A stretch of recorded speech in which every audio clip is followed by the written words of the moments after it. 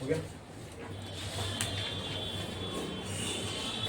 तो now we are going to start with the topic electric flux. ठीक है, अब इलेक्ट्रिक फ्लक्स क्या है, कैसे इसको समझेंगे, ये सारी चीजें अभी हम लोग देखने वाले हैं। और do you mean by electric flux? तो एक लाइन छोड़ो, स्टार डालो और लिखो इलेक्ट्रिक फ्लक्स। एक लाइन छोड़ो, स्टार डालो और लिखो electric flux. Electric flux, electric flux. और इसका सिंबल होता है, उसको हम लोग फाई बोलते हैं। इसको इलेक्ट्रिक फ्लक्स को किससे रिप्रेजेंट करते हैं? फाई से रिप्रेजेंट करते हैं। अच्छा, एक और ऐसी ही सिमिलर क्वांटिटी, एनालॉगस क्वांटिटी आप मैग्नेटिक में भी देखोगे, उसको बोलते हैं मैग्नेटिक फ्लक्स। अब वो भी फ्लक्स है, ये भी फ्लक्स है। ठीक है,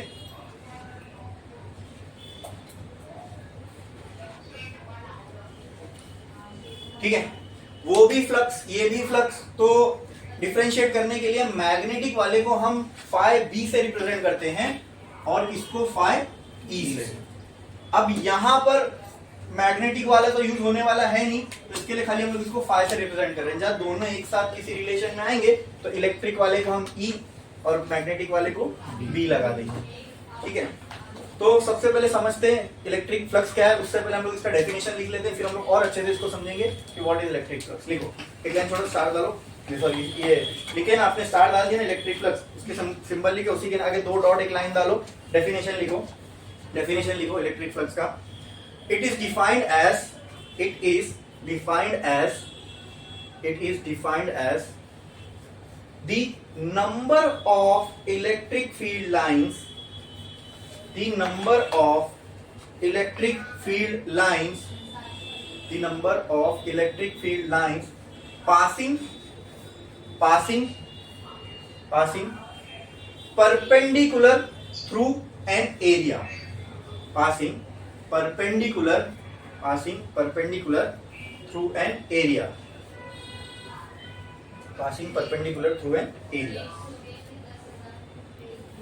ठीक है, अब आओ समझते हैं कि इलेक्ट्रिक फ्लक्स है क्या।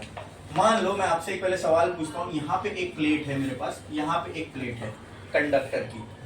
ये प्लेट है पूरी पॉजिटिवली चार्ज और ये प्लेट है पूरी नेगेटिवली चार्ज। ठीक है, तो जहां पे पॉजिटिव चार्ज है, क्या वहां पे से इलेक्ट्रिक फील्ड निकलेगी? जहां पे नेगेटिव चार्ज है, क्या उस तरफ इलेक्ट्रिक फील्ड जाएगी? तो आप मुझे बताओ, इन दोनों प्लेट्स के बीच में अगर इलेक्ट्रिक फील्ड होगी तो उसका डायरेक्शन क्या होगा? राइट में होगा, लेफ्ट में होगा? क्या होगा? राइट में होगा, लेफ्ट में होगा? कितना बज रहा है? हाँ, तो 7:14 को अंदर आना।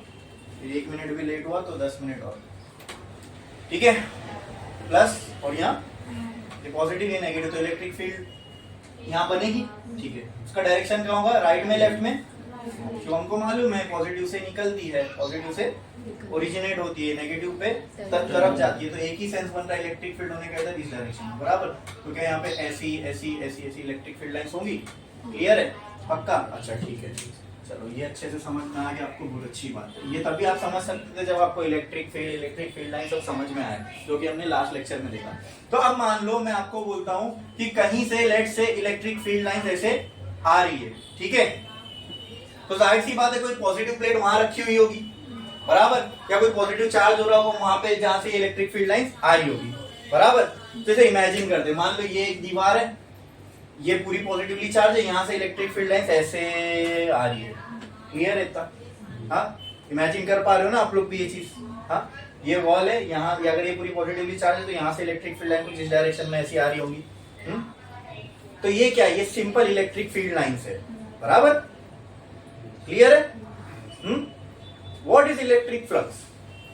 The number of electric field lines passing perpendicular through an area. अब यहाँ पे इलेक्ट्रिक फील्ड लाइंस तो है, बराबर। ठीक है, अब मैं यहाँ फ्लक्स बनाने जा रहा हूँ, देखना। ठीक है, अब इलेक्ट्रिक फ्लक्स बनेगा, यहाँ पे देखना है, कुछ नहीं करना है, बस मैंने एक एरिया लिया, ये लेंथ है, ये ब्रेड्थ है, ये हो गया एक एरिया को मैंने यहाँ ऐसे रख दिया। अब ये जो भी इलेक्ट्रिक फील्ड लाइंस यहाँ से पास हो रही है, क्या इस एरिया में से ऐसे पास होगी? हाँ, are these electric field lines perpendicular to this area? देखो, चेक करो, क्या इन दोनों के बीच में एंगल 90 है? बस इसी को बोलते हैं इलेक्ट्रिक फ्लक्स। कुछ डिफिकल्ट था समझना? हाँ, कुछ डिफिकल्ट था समझना? नहीं, कुछ था डिफिकल्ट? नहीं। बस ये ध्यान में रखना है आपको, वो इलेक्ट्रिक फील्ड लाइन जो एरिया से परपेंडिकुलर हो उसी को फ्लक्स मानेंगे। अच्छा, एक और चीज हमने डेफिनेशन में लिखी है, electric flux is the number of electric field line. मतलब ये कुछ नहीं है, ये एक नंबर है। इलेक्ट्रिक फ्लक्स क्या है? एक नंबर है। अब वो नंबर किसका है? वो उन इलेक्ट्रिक फील्ड लाइंस का जो किसी एरिया में से परपेंडिकुलर पास हो रही है। कैसे पास हो रही है? हाँ। अब मान लो यहाँ पे इलेक्ट्रिक फील्ड लाइंस है बहुत सारी, ठीक है? तो यहाँ से ऐसे इलेक्ट्रिक फील्ड लाइन जा रही होगी, मैंने यहाँ पे एक ऐसा रख दिया एग्जाम्पल। यहाँ से इलेक्ट्रिक फील्ड लाइन जो जा रही है, मान लो यहाँ पे लेट से 100 या 10 लाइन है इलेक्ट्रिक फील्ड, एग्जाम्पल के तौर पर यहाँ से यहाँ पे जाने वाली 10 इलेक्ट्रिक फील्ड लाइन है। मैंने ये एरिया ऐसे रख दिया और लेट से 3 इस बुक में से पास हो रही है, बाकी यहाँ वहां से निकल रही है, ठीक है? तो टोटल कितनी इलेक्ट्रिक फील्ड लाइन इस एरिया से परपेंडिकुलर पास हो रही है? उसी नंबर को क्या बोलेंगे? तो यहाँ अगर मैं आपसे पूछूं फाई की वैल्यू क्या है, तो आप क्या बोलोगे? तो कुछ डिफिकल्ट है इसको समझना? एकदम अच्छे से समझ में आया। What is electric flux? The number of electric field lines passing perpendicular through an area is called as electric flux. समझ में आया? क्लियर है? ठीक है। इलेक्ट्रिक फ्लक्स हमको समझ गया। मान लो इलेक्ट्रिक फील्ड लाइंस है, यहाँ पे मैंने एक एरिया रख दिया, तो जितनी अब इलेक्ट्रिक फील्ड लाइन इस एरिया में से पास हो रही होंगी उसको हम फ्लक्स मानेंगे, ठीक है? लिखो नहीं, 1 2 3 4 5। तो अगर मैं यहाँ पे पूछूं बोलो फ्लक्स की वैल्यू क्या है, तो आप क्या बोलोगे? 5, क्योंकि 5 इलेक्ट्रिक फील्ड लाइन यहाँ से परपेंडिकुलर पास हो रही है। क्लियर है? समझ में आया? चलो अब देखते हैं इलेक्ट्रिक फील्ड लाइंस, ये इलेक्ट्रिक फ्लक्स डिपेंड किस किस पे करता है, ठीक है? तो अगर आप मुझे बोलो, अगर मैं इंटेंसिटी बढ़ा दूं इस इलेक्ट्रिक फील्ड की, तो हमने ये प्रॉपर्टीज में पढ़े हैं कि जितनी ज्यादा स्ट्रॉन्ग इलेक्ट्रिक फील्ड होगी उतनी इलेक्ट्रिक फील्ड लाइंस एक दूसरे से क्लोज होंगी। नंबर ज्यादा होगा तो एक दूसरे के क्लोज ही आना पड़ेगा ना इन लोगों को, और इलेक्ट्रिक फील्ड लाइंस को अकोमोडेट करने के लिए। बोलो क्लियर है? हाँ, तो अब उसी एग्जांपल को लेता हूं मैं। यहां से यहां पे जो इलेक्ट्रिक फील्ड लाइंस आ रही थी 10 की, मैंने क्या किया, किसी तरीके से उसकी इंटेंसिटी को बढ़ा दिया। अब जब मैंने इंटेंसिटी बढ़ा दिया मतलब मैंने उसकी ताकत को बढ़ा दिया, तो स्ट्रॉन्ग इलेक्ट्रिक फील्ड कैसे रिप्रेजेंट करेंगे हम लोग? In the form of lines. Number of lines बढ़ जाएगी, बराबर। लेकिन ये बुक को मैंने उतनी रखा, यानी ये बुक अभी भी इतनी थी, 3 इसमें से पास हो रही थी, लेट से 4 इधर से जा रही थी, 4 इधर से जा रही थी। अब मैंने क्या किया, मैंने इंटेंसिटी बढ़ा दिया इलेक्ट्रिक फील्ड लाइंस की, तो जहां यहाँ 10 लाइन थी अब 50 हो गई। तो क्या अब भी इसमें से 3 जाएगी?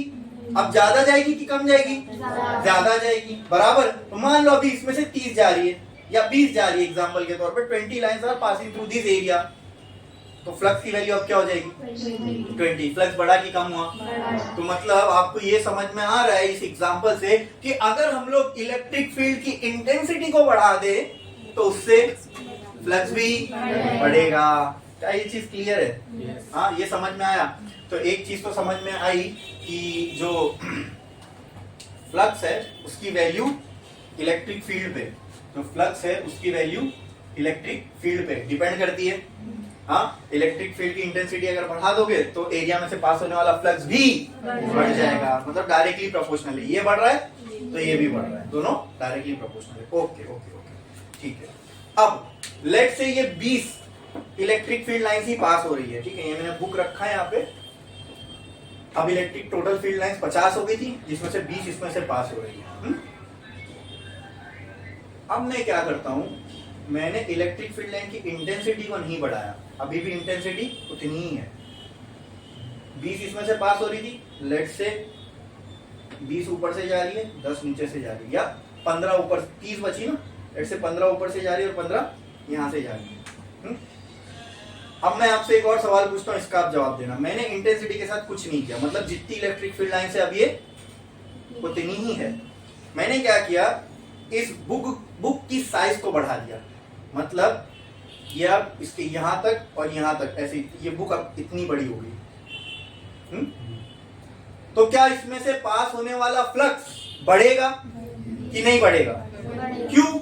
क्योंकि अब जो इसके ऊपर और नीचे से जा रही थी वो कुछ फील्ड लाइंस भी इसके अंदर से पास होने लगेगी। तो जैसी इलेक्ट्रिक फील्ड लाइंस इस एरिया के परपेंडिकुलर से पास होने लग जाएंगी, उनको भी हम काउंट करेंगे किसमें?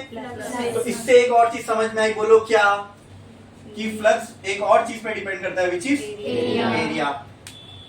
आई बात समझ में? क्लियर है? ठीक है, मतलब और दोनों भी मतलब डायरेक्टली प्रोपोर्शनल है। एरिया बढ़ रहा है तो फ्लक्स की वैल्यू भी बढ़ रही है। क्लियर है? इतना समझ में आया? बोलो इसमें किसी को कोई डाउट, कोई दिक्कत, कोई परेशानी? तो इसी से हम लोग इलेक्ट्रिक फ्लक्स का फॉर्मूला बनाते हैं, which is E into A, because flux depends on electric field and area. ये जो इलेक्ट्रिक फ्लक्स है, this is a scalar quantity. कैसी क्वांटिटी है? Scalar quantity. मतलब इसके पास क्या नहीं होगा? डायरेक्शन नहीं होगा। इसकी सिर्फ एक वैल्यू होगी, इसका डायरेक्शन नहीं होगा। अब दो चीज को मल्टीप्लाई करके दोस्तों जब एक स्केलर क्वांटिटी आती है, इसका मतलब ये कौन सा प्रोडक्ट होगा? क्रॉस प्रोडक्ट होगा कि डॉट प्रोडक्ट होगा? डॉट प्रोडक्ट होगा। क्यों? क्योंकि जब दो डॉट प्रोडक्ट होगा तभी मल्टीप्लाई करके यहाँ पे स्केलर आएगा। अगर क्रॉस प्रोडक्ट होता तो उसका जो आंसर होता वो भी एक वेक्टर ही होता। लेकिन क्या ये वेक्टर है? ये स्केलर है। अगर ये स्केलर है तो ये कौन सा प्रोडक्ट होगा? Dot product. तो मैं एक काम करता हूँ, यहाँ पे दोनों के ऊपर अच्छा ओ ठीक है। 5 is equal to E dot A. दोनों भी वेक्टर क्वांटिटीज है भाई, दोनों वेक्टर क्वांटिटी होंगी, डॉट प्रोडक्ट होगा। डॉट प्रोडक्ट होने के लिए दोनों का क्या होना जरूरी है? ये दोनों का खुद वेक्टर होना जरूरी है, तभी तो ये मिलके कौन सा प्रोडक्ट बनाएंगे? स्केलर प्रोडक्ट या डॉट प्रोडक्ट बनाएंगे। ठीक है, तो जब भी डॉट प्रोडक्ट होता है उसके आगे कौन सा थीटा लगता है? कौन सा ट्रिग्नोमेट्रिक फंक्शन? वेरी गुड, कौन सा लगता है? cos theta. तो this is 100% true formula for electric flux, EA cos theta. EA cos theta. बोलो इतना क्लियर है? ये चीज समझ में आई? हाँ। अगर मान लो कहीं पे अब हमारे केस में इफ हमारे, अच्छा मुझे आप बताओ, ये जो थीटा है, theta what is this angle? मतलब ये जो एंगल है ये किन दो चीज के बीच का एंगल है? बोलो बोलो बोलो बोलो। मैंने ये आप लोगों को बताया था और बोला था हम हमेशा याद रखना, वो वेक्टर के कंसेप्ट से, ये सब वेक्टर के कंसेप्ट से, इसका इससे कोई लेना देना नहीं है। 11 का जो वेक्टर चैप्टर है उसी में हो चुका है। लेकिन मैंने आप लोगों को ये भी बताया था जब इससे पहले हम लोग कोई एक ऐसे थीटा के अक्रॉस आए थे कि ये क्या कैसे पहचानेंगे, ये जो थीटा ये कोई एंगल तो होगा, ये पक्की बात है। अब एंगल होगा तो मतलब कोई दो चीज के बीच में होगा ये, तो ये थीटा किन दो चीज के बीच का एंगल है मैं वो आपको, वेरी गुड, किसके किसके बीच का? हमेशा याद रखना ये थीटा जो भी होगा, इस थीटा जो ये एंगल है ट्रिग्नोमेट्रिक फंक्शन से जो भी पहले दो चीजें हैं ये उन्हीं दो के बीच का एंगल होगा। तो यहाँ थीटा किसके बीच का एंगल है? E और A के। अब हमारा केस देखो, हमारा केस ठीक है, ये थी इलेक्ट्रिक फील्ड लाइंस, ये थी इलेक्ट्रिक फील्ड लाइंस। साइंस क्या नाम आपका? आज पहला लेक्चर है, ठीक है बैठो, 7 बजे आना अगले लेक्चर से। ये इलेक्ट्रिक फील्ड लाइंस है, ये एरिया है, ठीक है। अब हमको क्या चाहिए? थीटा ना, not this theta is the angle between electric field lines and area, ठीक है। चलो मुझे आप लोग बताना, क्या इलेक्ट्रिक फील्ड लाइन का डायरेक्शन ये है? क्या एरिया ये है? Okay, what is the angle between these two? Very good, what is the angle between these two? तो मैं एक काम करता हूँ, यहाँ पे वैल्यू पुट कर देता हूँ, ठीक है। 5 is equal to E dot A cos 90 क्या होता है? 0। तो ये टर्म क्या हो जाएगा? 0 मल्टीप्लाई बाय एनीथिंग इज 0। मतलब इक्वेशन तो कह रही है कि फ्लक्स 0 होना चाहिए। इक्वेशन जो हमारी है ये आ रही है, ये कह रही है क्या होना चाहिए? फ्लक्स 0। लेकिन यहाँ पे फ्लक्स 0 है क्या? इलेक्ट्रिक फील्ड भी है, एरिया से परपेंडिकुलर भी है, तो फ्लक्स का तो होना जरूरी है। यानी फ्लक्स की वैल्यू कुछ भी हो सकती है, 0 तो नहीं हो सकती। हाँ, लेकिन इक्वेशन क्या कह रही है? तो हमारी इक्वेशन और हमारी रियलिटी क्या एक दूसरे को जस्टिफाई कर रहे हैं, मैच कर रहे हैं? मतलब कुछ तो गलत है, कुछ तो समझ में आया, गड़बड़ हो रही है ना। तो गड़बड़ कहाँ हो रही है? वो ये, पहले तो यहाँ आपने क्या कहा, इस theta is the angle between electric field and ये एरिया नहीं है, ये एरिया वेक्टर है। अब आपके सामने एक और रिविलेशन करने जा रहा हूं मैं, जो 12th में आने के बाद बच्चों को बहुत शॉकिंग लगता है, वो ये कि area is a vector quantity. बचपन से आप एरिया पढ़ते आ रहे हो, स्क्वायर का एरिया, ट्रायंगल का एरिया, सर्कल का एरिया, रेक्टेंगल का एरिया, ये जो एरिया आप पढ़ते हुए आए हो ना बचपन से, this area is also a vector quantity itself. मतलब एरिया का एक डायरेक्शन भी होता है। एरिया की तो सिर्फ हमने वैल्यू निकाले पाई आर स्क्वायर से, लेंथ इनटू ब्रेड्थ से, ठीक है, ए स्क्वायर से हाफ बी इनटू एच, ठीक है। लेकिन एक काम करो, हाँ हो जाओगे कंफर्टेबल। अभी तक हमने एरिया की सिर्फ बचपन से वैल्यू निकाले, और एरिया एक ऐसी चीज है जिससे हर किसी ने डील किया है ना। 9th में आपने वो ज्योमेट्री में चैप्टर था आपको मेंसुरेशन, फिर 10th में था, ठीक है। और ये सर्कल की एरिया, रेक्टेंगल की एरिया तो हम बचपन से निकाल देखते हुए आ रहे हैं, बराबर। तो इतना तो हमको मालूम है एरिया की वैल्यू होती है, लेकिन एरिया के पास डायरेक्शन भी होता है, ये पता था किसी को? और अगर किसी चीज के पास वैल्यू और मैग्नीट्यूड और डायरेक्शन दोनों है, मतलब it is a vector quantity. यानी एरिया भी क्या है, क्या है, वेक्टर क्वांटिटी। अब मैं आपको बताता हूं, देखो, तो एरिया एक वेक्टर क्वांटिटी है। हाँ, फॉर ईज ऑफ अंडरस्टैंडिंग मैं रेक्टेंगल का एरिया लेके चलता हूं। ये लेंथ है रेक्टेंगल की और ये ब्रेड्थ है। What is the area of rectangle? Length into breadth, बराबर। अच्छा, अगर एरिया एक वेक्टर क्वांटिटी है, मतलब जो दो चीज को मल्टीप्लाई करके आप इसको अचीव कर रहे हो, वो दोनों का भी क्या होना जरूरी है? क्या? वेक्टर क्वांटिटी, ठीक है। अच्छा, दो वेक्टर को मल्टीप्लाई करके अगर एक वेक्टर आता है, तो ये कौन सा प्रोडक्ट हुआ?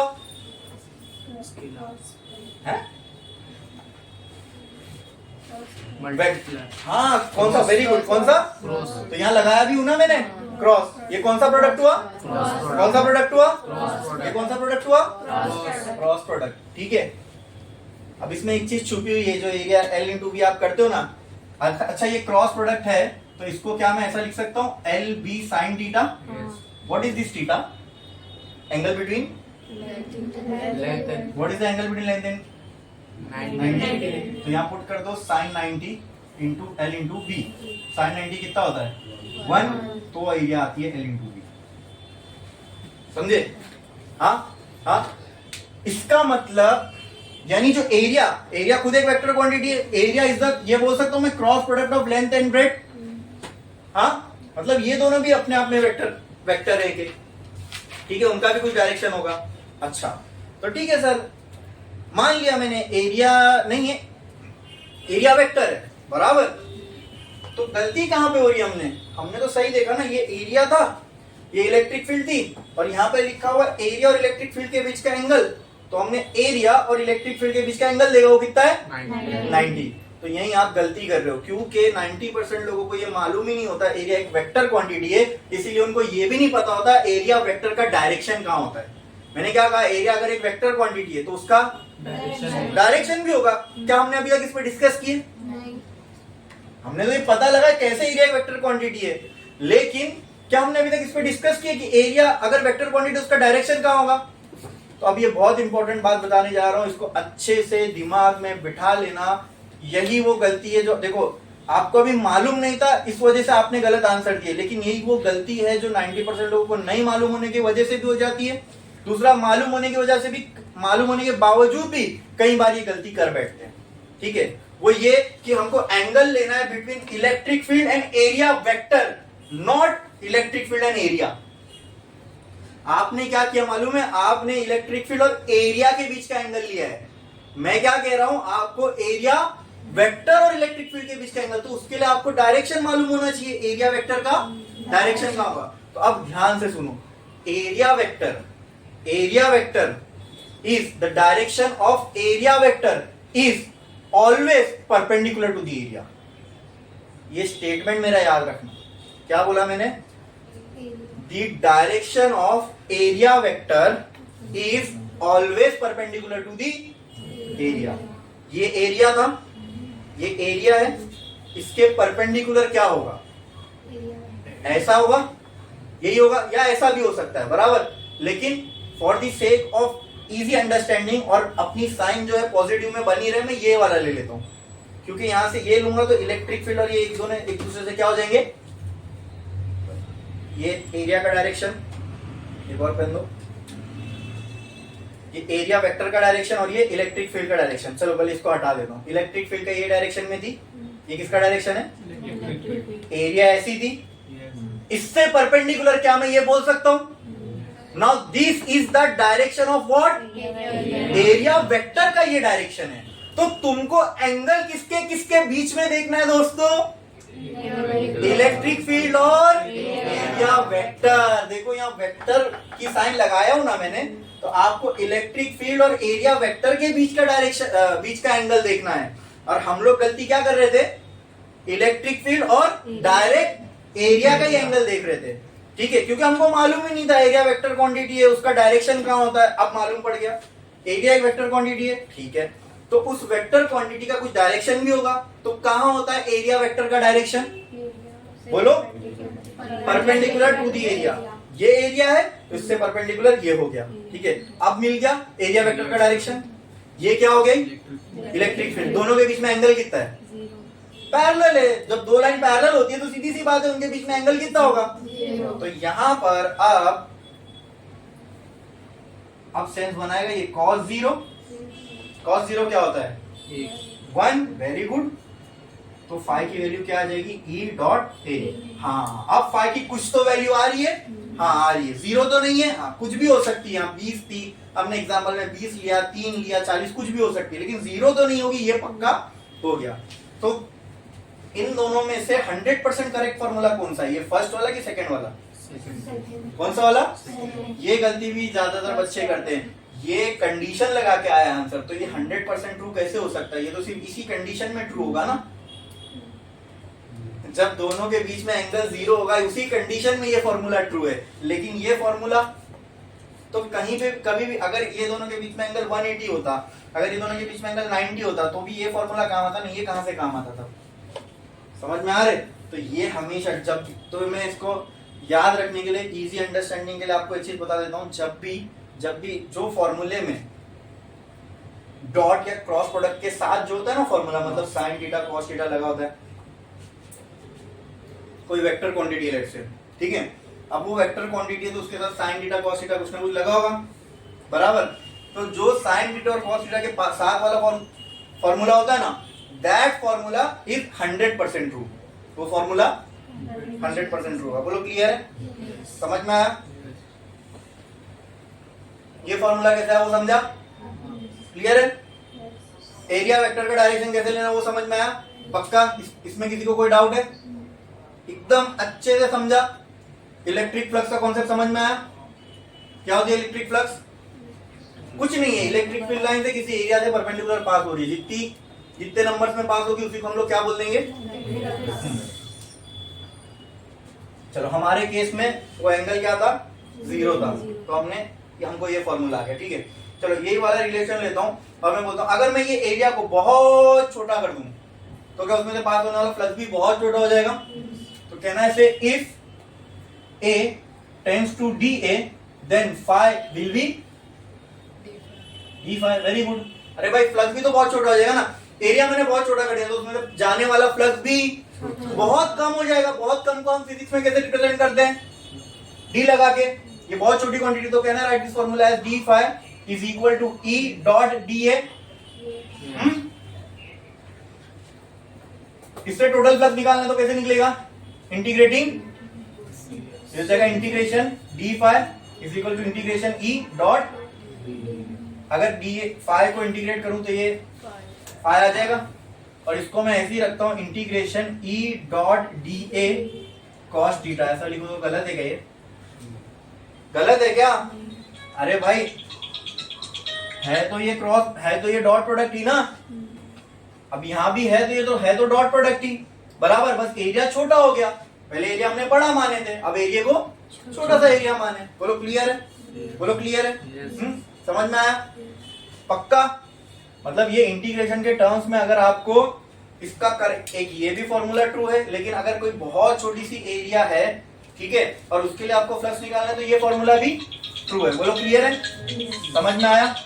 इसमें किसी को कोई डाउट, कोई दिक्कत, कोई परेशानी? छापो।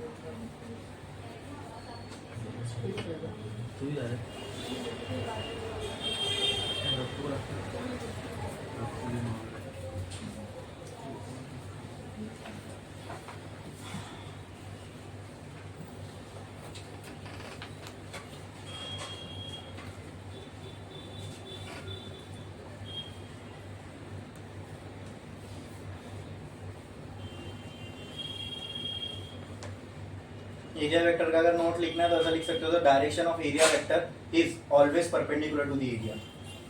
नोट करके आप लिख देना। उस नोट के नीचे ये भी लिख लेना, area is a vector quantity.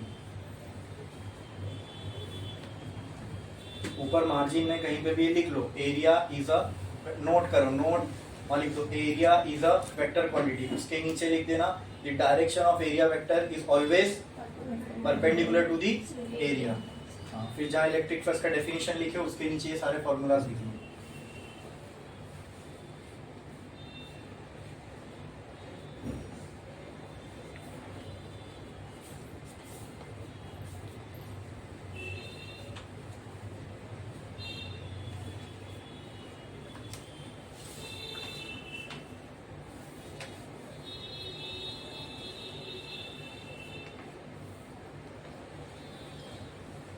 दोनों के बाजू में ये एरो भी लगा दो। फ्लक्स सॉरी इलेक्ट्रिक फील्ड बढ़ेगी तो फ्लक्स बढ़ेगा, एरिया बढ़ेगा तो भी फ्लक्स बढ़ेगा। ये आपको दिखाएगा दोनों कैसे रिलेटेड हो। उसकी वजह से हमने ये फॉर्मूला बनाया, क्योंकि ये स्केलर क्वांटिटी है।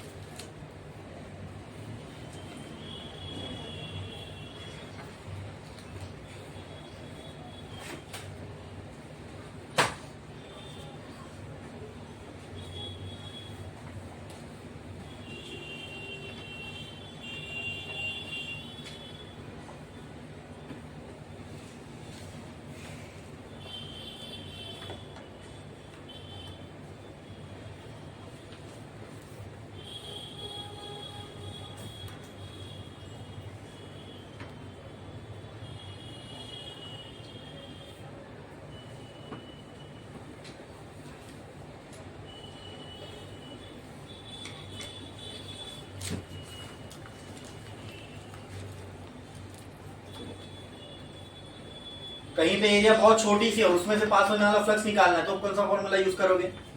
ये इंटीग्रेशन वाला। ठीक है,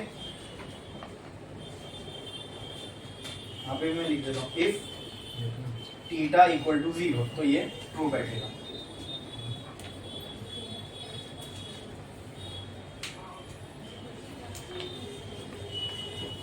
ये यहां तक अलग है, फिर वहां से अलग है।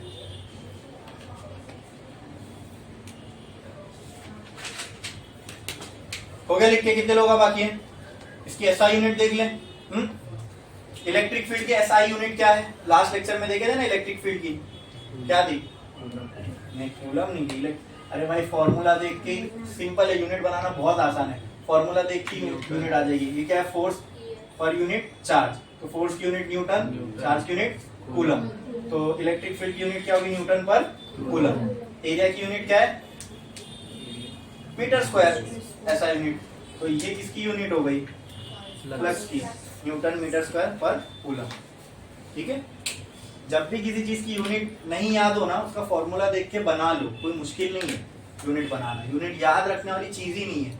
ठीक है, हम फॉर्मूले को देख के डायरेक्ट यूनिट बना सकते हैं। मैं और ये तो मैं होप करता हूं कि अगर आप किसी चीज का फॉर्मूला यूज करके उसका पूरा आंसर निकाल लिया, अब आंसर के आगे आपको यूनिट लगाना है, तो जाहिर सी बात है जब आपने आंसर निकाला है तो आपको फॉर्मूला तो पता ही होगा, बराबर ना? और फॉर्मूला पता है तो उसके टर्म्स को देख के आप यूनिट बना सकते हो। क्लियर है? समझ में आया? इलेक्ट्रिक फ्लक्स सबको समझा? अब इसके आगे हम एक लॉ देखने जा रहे हैं which is based on electric flux. ठीक है, जिसका नाम है गॉस लॉ। इलेक्ट्रिक फ्लक्स सबको समझ में आया? इलेक्ट्रिक फ्लक्स क्या है? हाँ, कैसे डिटरमाइन करते हैं, इलेक्ट्रिक फ्लक्स का कॉन्सेप्ट क्या है वो समझा, फिर उसका मैथमेटिकल रिलेशन निकाले समझा, ठीक है। और कहीं पे अगर बहुत छोटी सी एरिया से अगर इलेक्ट्रिक फ्लक्स निकालना हो तो वो भी कैसे निकाल सकते हैं समझा, उसका भी मैथमेटिकल रिलेशन है हमारे पास। क्लियर है? इसमें किसी को भी डाउट है? जो अभी तक हमने देखा क्या ये चीज सबको अच्छे से समझ में आई? हाँ, अरे बोलो। ठीक है, तो इसके ऊपर बेस अब एक हम लोग लॉ देखने वाले हैं जिसका नाम है गॉस लॉ, ठीक है। Gauss law for electric field, ऐसी एक गॉस लॉ है मैग्नेटिक, एक Gauss law for electric flux, ऐसी एक है वो मैग्नेटिक फ्लक्स के लिए, ठीक है। अब कौन सा चैप्टर पढ़ रहे हैं हम लोग? इलेक्ट्रोस्टैटिक। उसमें कौन सी फील्ड पढ़ रहे हैं? Electric field. मैग्नेटिक फील्ड पढ़ रहे हैं क्या? कौन सी फील्ड पढ़ रहे हैं? तो अभी गॉस लॉ किस पे अप्लाई होगा? कौन से फ्लक्स पे?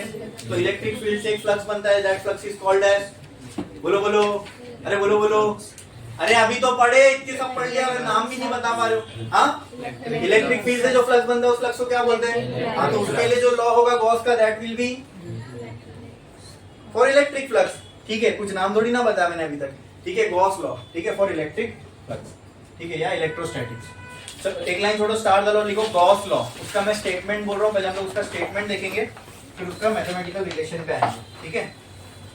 लिखो Gauss law. Gauss law. It states that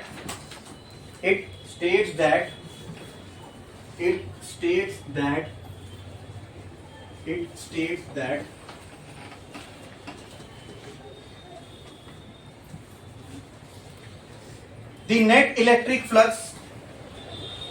It states that the net electric flux through a closed surface. It states that the net electric flux through a closed surface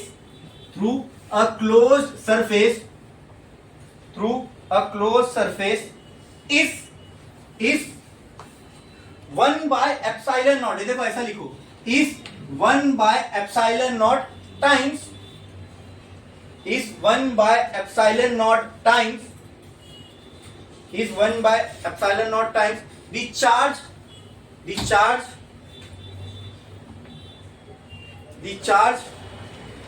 inside it, the charge inside it, ठीक है। अब देखो पहले statement से Gauss law समझते हैं क्या है, फिर उसके बाद उसको मैथमेटिकली देखेंगे। गॉस लॉ किसके लिए? इलेक्ट्रिक फ्लक्स के लिए। उसने क्या बोला? सबसे पहला स्टेटमेंट है गॉस लॉ किसके बारे में बात करता है? फ्लक्स के बारे में। तो सबसे पहला ही सेंटेंस उसमें ये है, the net electric flux. Net का मतलब अंदर बाहर सब मिला के, नेट नेट नेट, अंदर आने वाला बाहर जाने वाला सब मिला के, तो जो नेट इलेक्ट्रिक फ्लक्स है, ठीक है, किसी भी क्लोज सरफेस का, क्या बोला गया? अब क्लोज सरफेस का मतलब क्या? तो क्लोज सरफेस का मतलब होता है दोस्तों 3D सरफेस, ठीक है। जब भी आप ये वर्ड सुनो क्लोज सरफेस, ठीक है, तो डरने का नहीं, घबराने का नहीं। क्लोज सरफेस का मतलब क्या होता है? 3D surface. क्या होता है? 3D surface. तो गॉस लॉ क्या बोलता है? The net electric flux through a close surface, through a close surface. Close surface का मतलब 3D सरफेस। 3D सरफेस जैसे कि स्फीयर, सिलेंडर, ये सारे सरफेस क्या है? क्या? Gauss law. तो गॉस लॉ अप्लाई भी ना सिर्फ और सिर्फ क्लोज सरफेस पे ही हो सकता है। क्लोज सरफेस का मतलब 3D सरफेस पे। किस पे? 3D। तो अगर मैं आपको बोल दिया रेक्टेंगल पे गॉस लॉ अप्लाई करो तो होगा क्या? नहीं, क्योंकि it is a 2D surface, उसको ओपन सरफेस बोलते हैं। क्या बोलते हैं? स्क्वायर पे होगा, सर्कल पे होगा, ट्रायंगल पे होगा नहीं। To apply Gauss law we need a 3D surface, या उसी 3D सरफेस का ही एक नाम है क्या? तो जब भी मैं क्लोज सरफेस बोलूंगा फिजिक्स में, जब भी आप क्लोज सरफेस सुनोगे तो समझ जाना वो क्या है? It will be a 3D surface, ठीक है, ठीक है, जो वॉल्यूम ऑक्यूपाई करता है, बराबर, ठीक है। तो क्या बोलता है गॉस लॉ? गॉस लॉ बात करता है द नेट इलेक्ट्रिक फ्लक्स, मतलब नेट फ्लक्स, ठीक है, is equal to 1 by epsilon naught, यही बोला? yes. 1 by epsilon naught times, times का मतलब multiply, 1 by epsilon naught times क्या? The charge. मतलब अगर एक 3D सरफेस है, सुन लो ध्यान से, ठीक है, अगर आपके पास एक 3D सर्फेस, वैसे इजी अंडरस्टैंडिंग के लिए, इजी समझने के लिए मैं एक स्फीयर कंसीडर कर रहा हूँ। क्या कंसीडर कर रहा हूँ? Sphere is also a 3D surface, it occupies volume in space, बराबर ना? वॉल्यूम ऑक्यूपाई करेगा ना स्फीयर, कि एरिया ऑक्यूपाई करेगा? वॉल्यूम ऑक्यूपाई करेगा, ठीक है। तो एक स्फीयर है, और मान लो इस स्फीयर में से कितना फ्लक्स निकल रहा है ये आपको पता लगाना है, ठीक है। तो स्फीयर है, 3D सरफेस है, तो क्या हम लोग यहाँ गॉस लॉ अप्लाई कर सकते हैं? ठीक है। अब फ्लक्स निकलने के लिए पहली बात इसमें चार्ज होना चाहिए, तभी उसमें से इलेक्ट्रिक फील्ड निकलेगी, तभी उससे क्या बनेगा? अरे भाई फ्लक्स बनता है इलेक्ट्रिक फील्ड से, और इलेक्ट्रिक फील्ड बनने के लिए क्या चाहिए? पहले चार्ज, ठीक है। तो वही गॉस लॉ कह रहा है कि अगर कोई क्लोज सरफेस है तो उसमें से निकलने वाला नेट फ्लक्स बराबर होगा 1/ε0 times into charge inside that 3D surface, ठीक है। जाहिर सी बात है ना, फील्ड को बनने के लिए क्या जरूरी है? चार्ज होना जरूरी है, तो Q इनसाइड, ठीक है। क्या मैं इसको ऐसा लिख सकता हूं? phi is equal to Q inside by epsilon not. तो ये हो गया गॉस लॉ का मैथमेटिकल रिलेशन, ठीक है। ये क्या हो गया? गॉस लॉ का मैथमेटिकल रिलेशन। चलो इसको वेरीफाई करें क्या कि गॉस चाचा ने सही बात बोली है क्या नहीं, हाँ, इनकी बात ट्रू है क्या नहीं। तो चलो इसको चेक करते हैं। ये आपके सिलेबस में नहीं है, बस मैं आपको समझाने के लिए कि ये बात कैसे ट्रू है, एक अपन छोटा सा प्रूफ देखेंगे इसका। हाँ, वो एग्जांपल लेता हूं मैं स्फीयर का। तो मान लो मैंने एक स्फीयर ले लिया, ठीक है, ठीक है, और उसके अंदर सेंटर में एक चार्ज रख दिया पॉजिटिव। बोलो क्लियर है? ये चीज समझ में है क्या? इसमें किसी को कोई डाउट है? अच्छा, यहां पर अगर ये पॉजिटिव चार्ज स्फीयर के सेंटर में रखा गया है तो बोलो यहां से क्या निकलेंगी चारों तरफ? हाँ, वेरी गुड। इस लाइन को क्या बोलते हैं? और पॉजिटिव इसलिए कहाँ निकलेगी? रेडियली इनवर्ट की आउटवर्ड? आउटवर्ड। ऐसे ऐसे ऐसे ऐसे ऐसे, ये होगी इलेक्ट्रिक फील्ड लाइंस, बराबर। अब क्योंकि चार्ज सेंटर में रखा है तो ये जो इलेक्ट्रिक फील्ड लाइंस है ऑटोमेटिकली सरफेस की क्या होगी? परपेंडिकुलर। भाई स्फीयर की ज्योमेट्री ऐसी है ना कि कोई लाइन अगर सेंटर से पास होगी तो वो सरफेस से 100% क्या होगी? परपेंडिकुलर। मतलब ये सारी लाइंस क्या होंगी स्फीयर से? परपेंडिकुलर। क्या ये स्फीयर का कोई सरफेस एरिया होगा? Surface area. ये 3D फिगर के 2-3 चीजें होती है, एक वॉल्यूम होता है, ठीक है, हाइट होती है, लेंथ होती है, और एक एरिया भी होता है जिसको हम सरफेस एरिया बोलते हैं। क्या बोलते हैं? सरफेस एरिया, ठीक है। तो क्या ये स्फीयर का कुछ सरफेस एरिया होगा? क्या उस एरिया से ये इलेक्ट्रिक फील्ड लाइंस परपेंडिकुलरली बाहर जा रही है? तो मतलब ये क्या बना रही है? When electric field lines passes perpendicular through any area, what do we call it as? Electric flux. तो मैं आपसे सिंपल ये पूछ रहा हूँ, क्या यहाँ पे इलेक्ट्रिक फ्लक्स है? Yes, ये सारी इलेक्ट्रिक फील्ड लाइंस की क्या है? हाँ, इनको मैं काउंट करूंगा तो जो भी नंबर आएगा that will be my electric flux. मतलब यह इलेक्ट्रिक फ्लक्स है। हमने को ये साबित करना है वो इलेक्ट्रिक फ्लक्स इसके बराबर है, तभी तो गॉस लॉ को हम वेरीफाई कर पाएंगे। बोलो क्लियर है? तो चलो एक काम करता हूं मैं, पूरे स्फीयर के लिए ऐसी कितनी लाइंस होंगी? हाँ, इनफाइनाइट होगी ना, फिर कैसे वेरीफाई करेंगे? तो जब भी ऐसा कुछ सिनेरियो आता है, जब इनफाइनाइट जैसे हमको कुछ चीज लगती है, फिर हम लोग क्या करते हैं उसमें से? ये पूरा सरफेस एरिया के लिए तो हम अभी फिलहाल नहीं निकाल सकते फ्लक्स, लेकिन हम लोग हाँ छोटा सा एरिया तोड़ सकते हैं। तो मैंने क्या किया, इसमें से यहां से एक छोटा सा एरिया कट कर लिया स्फीयर के सरफेस से। Let that area be dA। अरे इसी की तो हम लोग डिस्कशन कर रहे थे। सीधे छोटा सा एरिया काट लो यहाँ से स्फीयर से, dA। ये एरिया है ना, बराबर, ये एरिया है, ठीक है। तो क्या मेरे पास ये formula phi is equal to integration E dA cos थीटा। क्योंकि एरिया छोटा सा है तो जाहिर सी बात है फिर वहां पे पूरे के लिए निकालने के लिए हमको क्या करना पड़ेगा? इंटीग्रेशन। तो हमारे पास ऑलरेडी वो फॉर्मूला है ना, इसलिए मैंने आपको पहले बता दिया था, जब हम लोग को बहुत छोटे एरिया की वजह से बनने वाला फ्लक्स निकालना है तो उसके लिए हम लोग ये फॉर्मूला डायरेक्ट यूज कर सकते हैं। हाँ, चलो अब देखते हैं यहाँ पे। Now tell me what is the angle between, यहाँ पे देख के बताओ what is the angle between DA and A। ये DA है, ये E है, तो बोलो इनके बीच में एंगल कितना होगा?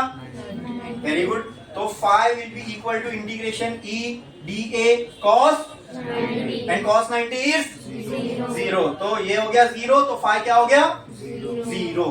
क्लियर है? मतलब क्या ये आंसर हमको इसके जैसा आया? मतलब क्या ये बात ट्रू बैठती है कि फ्लक्स जो है वो इसके बराबर होगा Q inside by epsilon not के? नहीं होगा ना, बराबर। ठीक है, मतलब गॉस लॉ गलत है। अब ये सिर्फ आप ये एश्योरिटी के साथ इसीलिए कह रहे हो क्योंकि मैंने वो स्टेटमेंट लिखा है। अब सर ने स्टेटमेंट लिखा है तो सही ही होगा, है ना। वो नायक पिक्चर में वो मोटा बाहर निकलता है और बोलता है ना, आप कह रहे हो तो सही होगा। तो उसी तरह आप सिर्फ इसी एश्योरिटी के साथ इसको सही बोल सकते हो कि हमने इसका स्टेटमेंट लिख लिया है, फॉर्मूला लिख लिया है, तो अब तो गलत तो हो नहीं सकता, मतलब ये लॉ तो सही है। तो यहाँ पर अच्छा वो भी छोड़ दो, चलो ये लॉ से भूल जाओ इसको। आपने खुद एग्री किया कि यहाँ पे फ्लक्स है। When electric field lines passes perpendicular through any area, it means it is flux, right? तो आपने एग्री किया अभी थोड़े टाइम पहले कि यहाँ फ्लक्स है सर, और हमको मैथमेटिकल रिलेशन क्या बता रहा है यहाँ फ्लक्स नहीं। तो हमारी रियलिटी और इक्वेशन एक दूसरे को जस्टिफाई कर रहे हैं क्या? मैंने शुरू में ही कहा था ना लेक्चर के कि बहुत छोटी एक गलती है जो हर बच्चा करता है और आप भी, और वही गलती आपने की। वो क्या बोलो, कोई पकड़ सकता है? एरिया वेक्टर की मालूम, कुछ तो नहीं मालूम होने की वजह से करते हैं तो चलो ठीक है, उनका तो गलत होना ही है। कुछ मालूम होने के बावजूद करते हैं, वो अभी आपने भी की है ना। हाँ, और मैं हमेशा बोलता हूँ ना, जितनी गलती करना है कहाँ कर लो, यहीं पे कर लो। जितनी गलतियां यहाँ हो जाएगी 100% वो गलतियां कहाँ नहीं होगी? एग्जाम में नहीं होगी, है ना। And that is inversely proportional to your marks. जितनी गलती कम उतने मार्क्स ज्यादा, बराबर ना। ये इक्वेशन सेटिस्फाई होती है ना, सब पे वैलिड है ना, ठीक है। तो कहाँ गलती की है? एरिया। तो देखो ना भाई, एरिया आपने ये लिया, ये एरिया और इसके बीच का तो एंगल 90 है। हमको तो एरिया वेक्टर के बीच का, ये एरिया वेक्टर है। हाँ, तो एरिया वेक्टर कैसे निकलेगा? अगर ये एरिया है तो इसके परपेंडिकुलर ऐसा होगा ना एरिया वेक्टर। हाँ, अगर ये एरिया वेक्टर का डायरेक्शन है, ये इलेक्ट्रिक फील्ड का डायरेक्शन है। Now tell me what is the angle between A and E? हाँ, किए क्या नहीं गलती। मैं एकदम कॉन्फिडेंस से लेक्चर की शुरुआत में बोला था कि गलती करोगे। इतना कॉन्फिडेंस से इसलिए बोला था क्योंकि मैं जितनी बार भी अब तक पढ़ा हूं ना, तो मालूम होने के बाद भी बच्चे गलती करते हैं। और मैंने ऐसा भी नहीं, ज्यादा टाइम हो गया, अभी जस्ट हमने ये एरिया वेक्टर और ई के वाले चीज डिस्कस किए थे ना, एंगल वाली, फिर भी 90% लोगों ने गलती की। आई बात समझ में? हाँ, कभी एमसीक्यू में ऐसे सब क्वेश्चन आए तो जानबूझ के वो ऐसा भी आंसर देगा जो 90 लगा के राइट है, और इंसान सोचता है मैंने तो राइट करके आ गया। लेकिन कितनी छोटी सी कॉन्सेप्ट की मिस्टेक है ना ये। हाँ, बराबर, मालूम होने के बाद भी हो जाती है। तो ये इस पे ध्यान देना, जब गौर करवा रहा हूँ इसका मतलब यहाँ मिस्टेक्स होती है। मैं अपने एक्सपीरियंस से बता रहा हूँ, ये बच्चे मिस्टेक करते हैं और देखो आपने अभी की, ठीक है। तो आगे ना हो तो इस चीज का ध्यान रखना, ठीक है। तो now tell me what is the angle between A and E? A और ई के बीच में एंगल क्या है? 0। तो अब ये 0 नहीं आएगा, ठीक है। तो थीटा कितना है? cos 0 क्या होता है? इंटीग्रेशन ई डी ए। चलो यहाँ तक तो हम पहुंच गए। अगर मेरे को एकदम इजी वे में आपको बताना होता ना, मैं फॉर्मूला डायरेक्ट यहीं से लेके चल शुरू करता, लेकिन मेरे को आपकी ये कॉन्सेप्ट को क्लियर करना था, नहीं इसमें क्लैरिटी होनी चाहिए सबके दिमाग में। ये एंगल को लेके बहुत बच्चे गलती करते हैं, तो इसीलिए मैंने वो लिया और देखो वहां पे आपकी गलती हुई, ठीक है। वरना ये भी लेके स्टार्ट कर देता ना, प्रॉब्लम थोड़ी थी, फाइनल आंसर तो वही आता। तो समझ में आया ना गलती कहाँ, इस पे ध्यान देना, ओके। चलो ये हो गया ई डी ए। अच्छा ये आ गया। अब जो कांस्टेंट है, अभी ई की जो वैल्यू है, तो अभी चार्ज तो वही है, इसमें से निकलने वाली इलेक्ट्रिक फील्ड तो अब चेंज होने वाली है नहीं, जितनी बनी है बन गई, वो तो चेंज होगी। तो ई बिकम्स कांस्टेंट, तो कांस्टेंट जो है वो इंटीग्रेशन के कहाँ आएगा? बाहर। अंदर क्या बचा? D A. अब डी इंटीग्रेशन का मतलब क्या होता है? ये इंटीग्रेशन का मतलब ये छोटे छोटे छोटे छोटे सारे डी को ऐड कर दोगे तो ये इंटीग्रेशन हो जाएगा इसका। अब आप मुझे लॉजिकली बताओ, सोच के, यहाँ मैंने एक डीए काटा, अगर मैं ऐसी डीए यहाँ काटता और उन सारे डीए को ऐड करता तो मुझे टोटल सरफेस एरिया मिल जाता स्फीयर का। इंटीग्रेशन का मतलब ही तो वही है, सारे छोटे छोटे एरिया का एडिशन। मुझे आप बताओ कि अगर मैं इस छोटे छोटे सारे एरिया को ऐड कर दूं तो मुझे क्या मिल जाएगा? ये स्फीयर है, उसमें मैंने एक छोटा सा एरिया काटा था, अब इसको मैं इंटीग्रेट करा, इंटीग्रेट करना मतलब ऐसे सारे छोटे छोटे एरिया को ऐड करना। तो जब ये सारे छोटे छोटे एरिया को मैं ऐड करूंगा तो मुझे क्या मिल जाएगा? वेरी गुड, क्या मिल जाएगा? Total surface area of sphere. तो मैं डायरेक्टली यहाँ पे ये लिख देता हूँ E into A, where A is equal to 4 pi R square. ठीक है, मैंने लेट्स से स्फीयर का जो रेडियस है इसको क्या दे दिया? आर। अब वो बोले कि ये 4 पाई आर स्क्वायर क्या है सर? ये टोटल ये सरफेस एरिया ऑफ स्फीयर का फॉर्मूला है। ठीक है, तो सीधी सी बात है, डीए को जब मैं इंटीग्रेट करूंगा तो मुझे टोटल सरफेस एरिया मिलेगा, और वो टोटल सरफेस एरिया इस 4 पाई आर स्क्वायर। इसके बाद मैं डायरेक्टली भी 4 पाई आर स्क्वायर लिख सकता था। ठीक है, क्लियर है? हाँ, चलो वैसे ही करता हूँ। अगर मैं डीए को इंटीग्रेट करूं तो मुझे क्या मिल जाएगा? Total surface area of sphere which is 4 pi. तो मैं लिख देता हूँ integration DA is equal to A is equal to 4 pi R square. ठीक है, क्लियर है? अब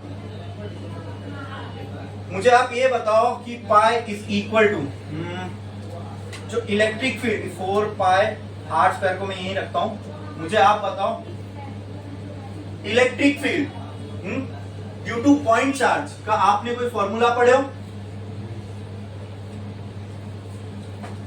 electric field due to point charge का कोई फॉर्मूला पढ़े हो? बोलो बोलो बोलो बोलो।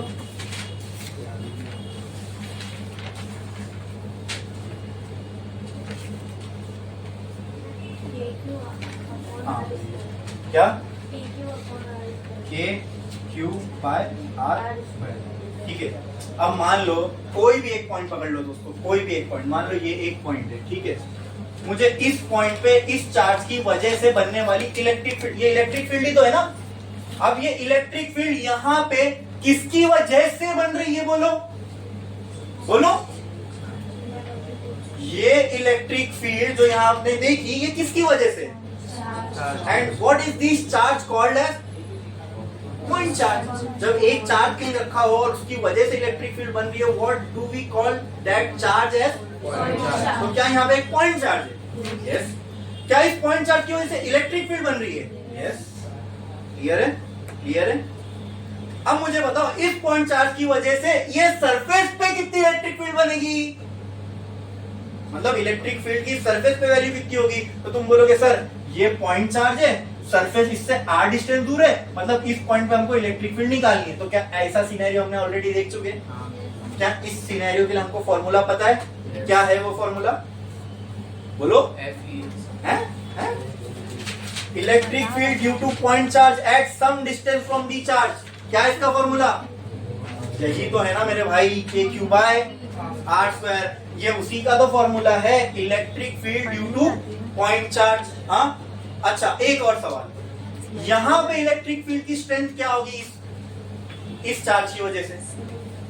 हाँ, वेरी गुड, सेम ही होगी, क्योंकि आर तो वही है। देखो ना इस फॉर्मूले में क्यू तो कांस्टेंट है, क्यू अंदर चेंज नहीं हो रहा है। चेंज क्या हो सकता है? आर बराबर। स्फीयर में अगर बड़ा बना सकता हूँ, छोटा बना सकता हूँ, लेकिन अगर स्फीयर की आर मैंने फिक्स कर दिया तो जो ई की वैल्यू मुझे यहाँ मिली वही ई की वैल्यू ये वाली यहाँ पे भी, मतलब इलेक्ट्रिक फील्ड की जो स्ट्रेंथ होगी वो आर डिस्टेंस पर हर जगह सेम ही होगी। तो वो कितनी होगी, उसका फॉर्मूला क्या है? समझा? पॉइंट चार्ज वाला फॉर्मूला हमने यहाँ क्यू यूज किया। अब ये आप बिना पॉइंट चार्ज के, ये फॉर्मूला आप बिना ये जाने कि पॉइंट चार्ज की वजह से इलेक्ट्रिक फील्ड कितनी होती है बता पाते? लेकिन यूज हो रहा है ना, आगे भी होगा। अब समझ में क्यों मैंने वो 11 के कॉन्सेप्ट्स आपको पढ़ाए, कि बिना वो जाने आप नहीं ये सब कर सकते ना। समझे? क्लियर है? हाँ, कैसे मैंने ये फॉर्मूला यहाँ अप्लाई किया, क्यों इस सिचुएशन में फॉर्मूला वैलिड बैठ रहा है, ये सबके समझ में आया? ऐसा तो नहीं ना सर याद करके आया और वैसे का वैसे पढ़ा रहे। हाँ, मुझे याद तो है, मालूम है, लेकिन आप लोग इसके सेटिस्फाई हो गए ये फॉर्मूला क्यों यहाँ पे यूज होगा? आपको सेंस बना रही है ये बात कि क्यों मैं यहाँ फॉर्मूला यूज कर रहा हूँ ये? हाँ, मुझे सिर्फ ऐसा लिख के रटाना नहीं है, आपकी भी समझ में आई ये बात। समझे? क्लियर है? तो क्योंकि यहाँ इलेक्ट्रिक फील्ड का हमारे पास इलेक्ट्रिक फील्ड अगर इसको सॉल्व करना तो मुझे ई की वैल्यू चाहिए, तो कैसे निकाल सकता हूँ? तो मैंने देखा सरफेस पे मुझे ई की वैल्यू चाहिए, तो सरफेस पे कोई भी एक पॉइंट ले लो, वो इसकी वजह से उस पे यहाँ पे क्या इलेक्ट्रिक फील्ड बनेगी? तो ये तो पॉइंट चार्ज जैसा लग रहा है। हाँ सर, पॉइंट चार्ज का तो हमको पता है फॉर्मूला ये है, तो वो मैं यहाँ अप्लाई कर सकता हूँ ना? करूँ? के क्यू बाय, तो यहाँ से ये आर स्क्वायर कैंसल, तो पाई विल बी इक्वल टू 4। ऐसा लिख सकता हूँ क्या इसको, 4 या तो के को साइड में लिखता हूँ, फिर 4 पाई क्यू बाय कुछ भी नहीं, है ना। क्या आपको मैंने के की भी वैल्यू बता चुका हूँ, 1/4 पाई एप्सिलॉन नॉट होती है, बराबर। हाँ, तो कहना है right phi is equal to 1/4 pi epsilon not into 4 pi into Q. तो फाई की वैल्यू क्या बचती है, क्यू अपॉन, अच्छा मुझे डायग्राम देख के बताओ ये क्यू कहां पर है स्फीयर के, मींस इनसाइड, कहना है it is inside that close surface, तो कहना है right this Q is inside. अब ये दोनों चेक करो, जो गॉस ने अपने स्टेटमेंट से कहा, क्या हमको उसका प्रूफ भी वही मिला? वो बात ये मैथमेटिकल रिलेशन इसको प्रूफ करता है कि गॉस चेचर की बात सही है। ठीक है, किसी क्लोज सरफेस का नेट इलेक्ट्रिक फ्लक्स निकालना हो तो उसको हम अब बार बार ये सब करने की जरूरत नहीं है, हम डायरेक्टली ये रिलेशन यूज मतलब फ्लक्स निकालने के लिए अगर कहीं क्लोज सरफेस है तो हम लोग ये रिलेशन यूज क्लियर है। हाँ, एक काम करो, एक लाइन छोड़ो, स्टार्ट करो और लिखो प्रूफ ऑफ गॉस लॉ, और ये छाप दो जल्दी जल्दी जल्दी फटाफट।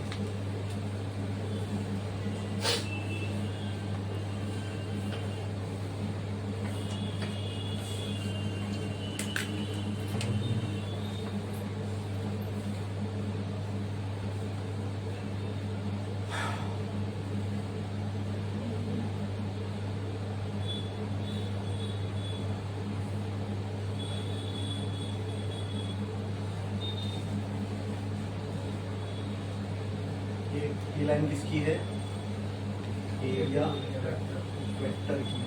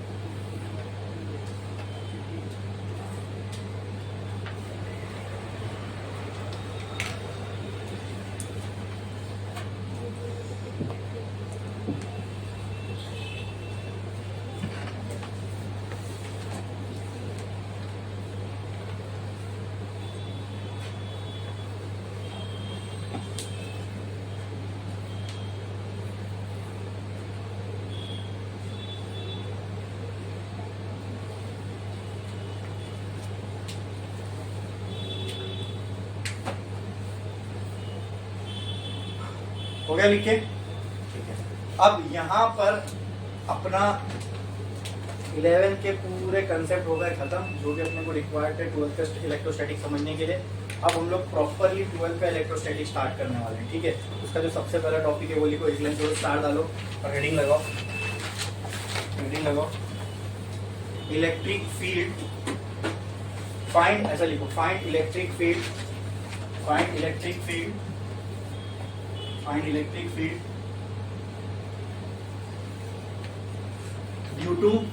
due to infinitely long straight wire, due to infinitely long straight wire, due to infinitely long straight wire, infinitely long straight wire, infinitely long straight wire।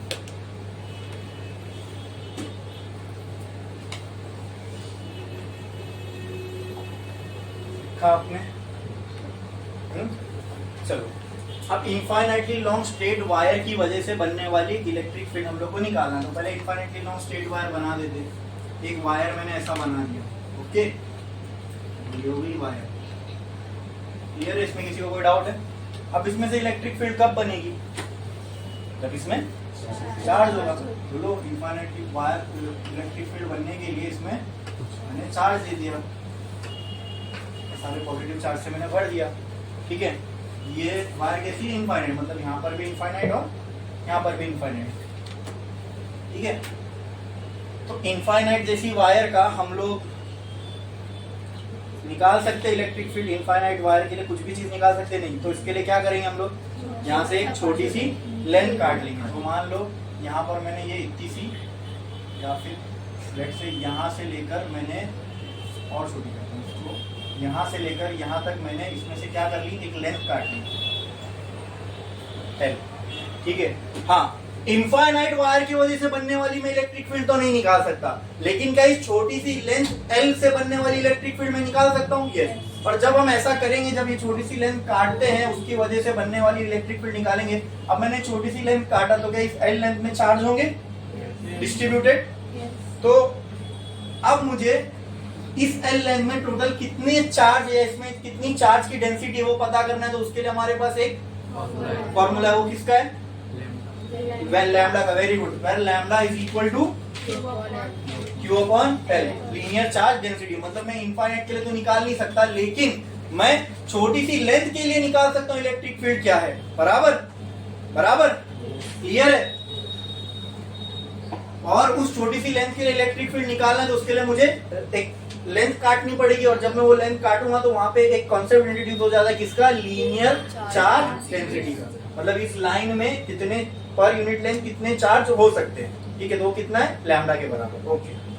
अब मुझे आप पहले तो ये बताओ, इसमें से इलेक्ट्रिक फील्ड लाइंस कैसे बाहर निकलेंगी? ऐसे? ऐसे? क्यों? वेरी गुड, क्योंकि पॉजिटिव चार्ज है, ओके। ऐसे नहीं निकलेगी क्या? नहीं, हाँ, ऐसे नहीं निकलेगी, अरे नहीं निकलेगी। ऐसी आगे की तरफ, ऐसी पीछे की तरफ निकलेगी ना। ये ऑल डायरेक्शंस में होगी ना इलेक्ट्रिक फील्ड। क्या ये चीज क्लियर है? अब क्योंकि मैं बोर्ड पे बना रहा हूँ, ये और वो पीछे का नहीं बना सकता मैं, ऐसी भी निकल रही होंगी, ऐसी भी निकल रही होगी। बराबर, क्लियर है? हाँ, ठीक है। ये हो गई इलेक्ट्रिक फील्ड। अब इसकी हमको निकालना है इलेक्ट्रिक फील्ड लाइंस कितनी होगी। जब ऐसा हेडिंग लगाए हैं, इसका मतलब इसमें से कितनी इलेक्ट्रिक फील्ड लाइन निकल रही है वो हमको कैलकुलेट करना है। कैलकुलेट मतलब क्या निकालना होगा उसका? हाँ, क्या हमारा पर्पस क्या है? ये हम लॉन्ग वायर की वजह से बनने वाली हमको इलेक्ट्रिक फील्ड निकालना है। इसका मतलब क्या है? इसकी कोई नंबर में वैल्यू आएगी? ये नंबर तो कुछ दिए नहीं है, तो क्या करेंगे हम लोग? यानी इससे हम लोग क्या, ये हेडिंग लगाए, इसका मतलब क्या? हम लोगों को पर्पस क्या है यहाँ पे, क्या करना है हम लोग को? इलेक्ट्रिक फील्ड का क्या निकालना है? वैल्यू ना, ठीक है। तो वैल्यू निकालने के लिए क्या चाहिए? वेरी गुड, क्या चाहिए? वो है ही नहीं तो आप वैल्यू निकाल सकते हो क्या? तो पहले आप क्या निकालोगे?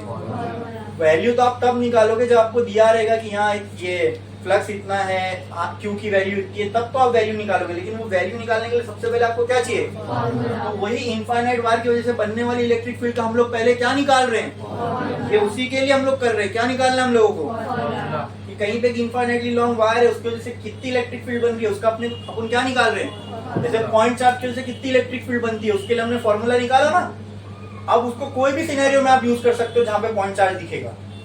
उसी तरह अब यहाँ पे इलेक्ट्रिक फील्ड निकालना है, लेकिन किसकी वजह से? अब यहाँ कोई पॉइंट चार्ज है? नहीं, यहाँ कंटिन्यूअस चार्ज है एक लाइन में। इसकी वजह से कितनी इलेक्ट्रिक फील्ड बनेगी वो निकालना है। ठीक है, अब इसका कोई फॉर्मूला है क्या हमारे पास? जैसे पॉइंट चार्ज का फॉर्मूला है, था इसलिए हमने यहाँ यूज भी किए। क्या ऐसा कोई फॉर्मूला है हमारे पास? नहीं, तो वही तो निकालना है, वही निकालना है। चलो निकालो, कैसे निकालेंगे इसको? क्या पॉइंट चार्ज का फॉर्मूला यहाँ यूज कर सकता हूँ? क्योंकि ये पॉइंट चार्ज है ही नहीं, तो कहां से हम उसका फॉर्मूला यूज करेंगे? हाँ, लीनियर डेंसिटी, ठीक है, लीनियर डेंसिटी ले लिया मैंने, Q/L। अब इसको कहाँ यूज करेंगे? तो ठीक है, ये भी कंसेप्ट यहाँ यूज होएगा, लेकिन इससे हम इलेक्ट्रिक फील्ड को कैसे निकाल सकते हैं बोलो?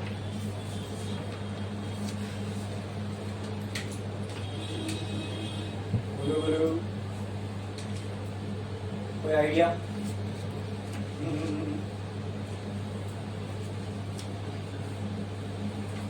सोचो। अच्छा, मैंने अभी आपसे थोड़े टाइम पहले एक चीज बताया था, याद होगा आपको तो। देखो, फ्लक्स का एक फॉर्मूला होता है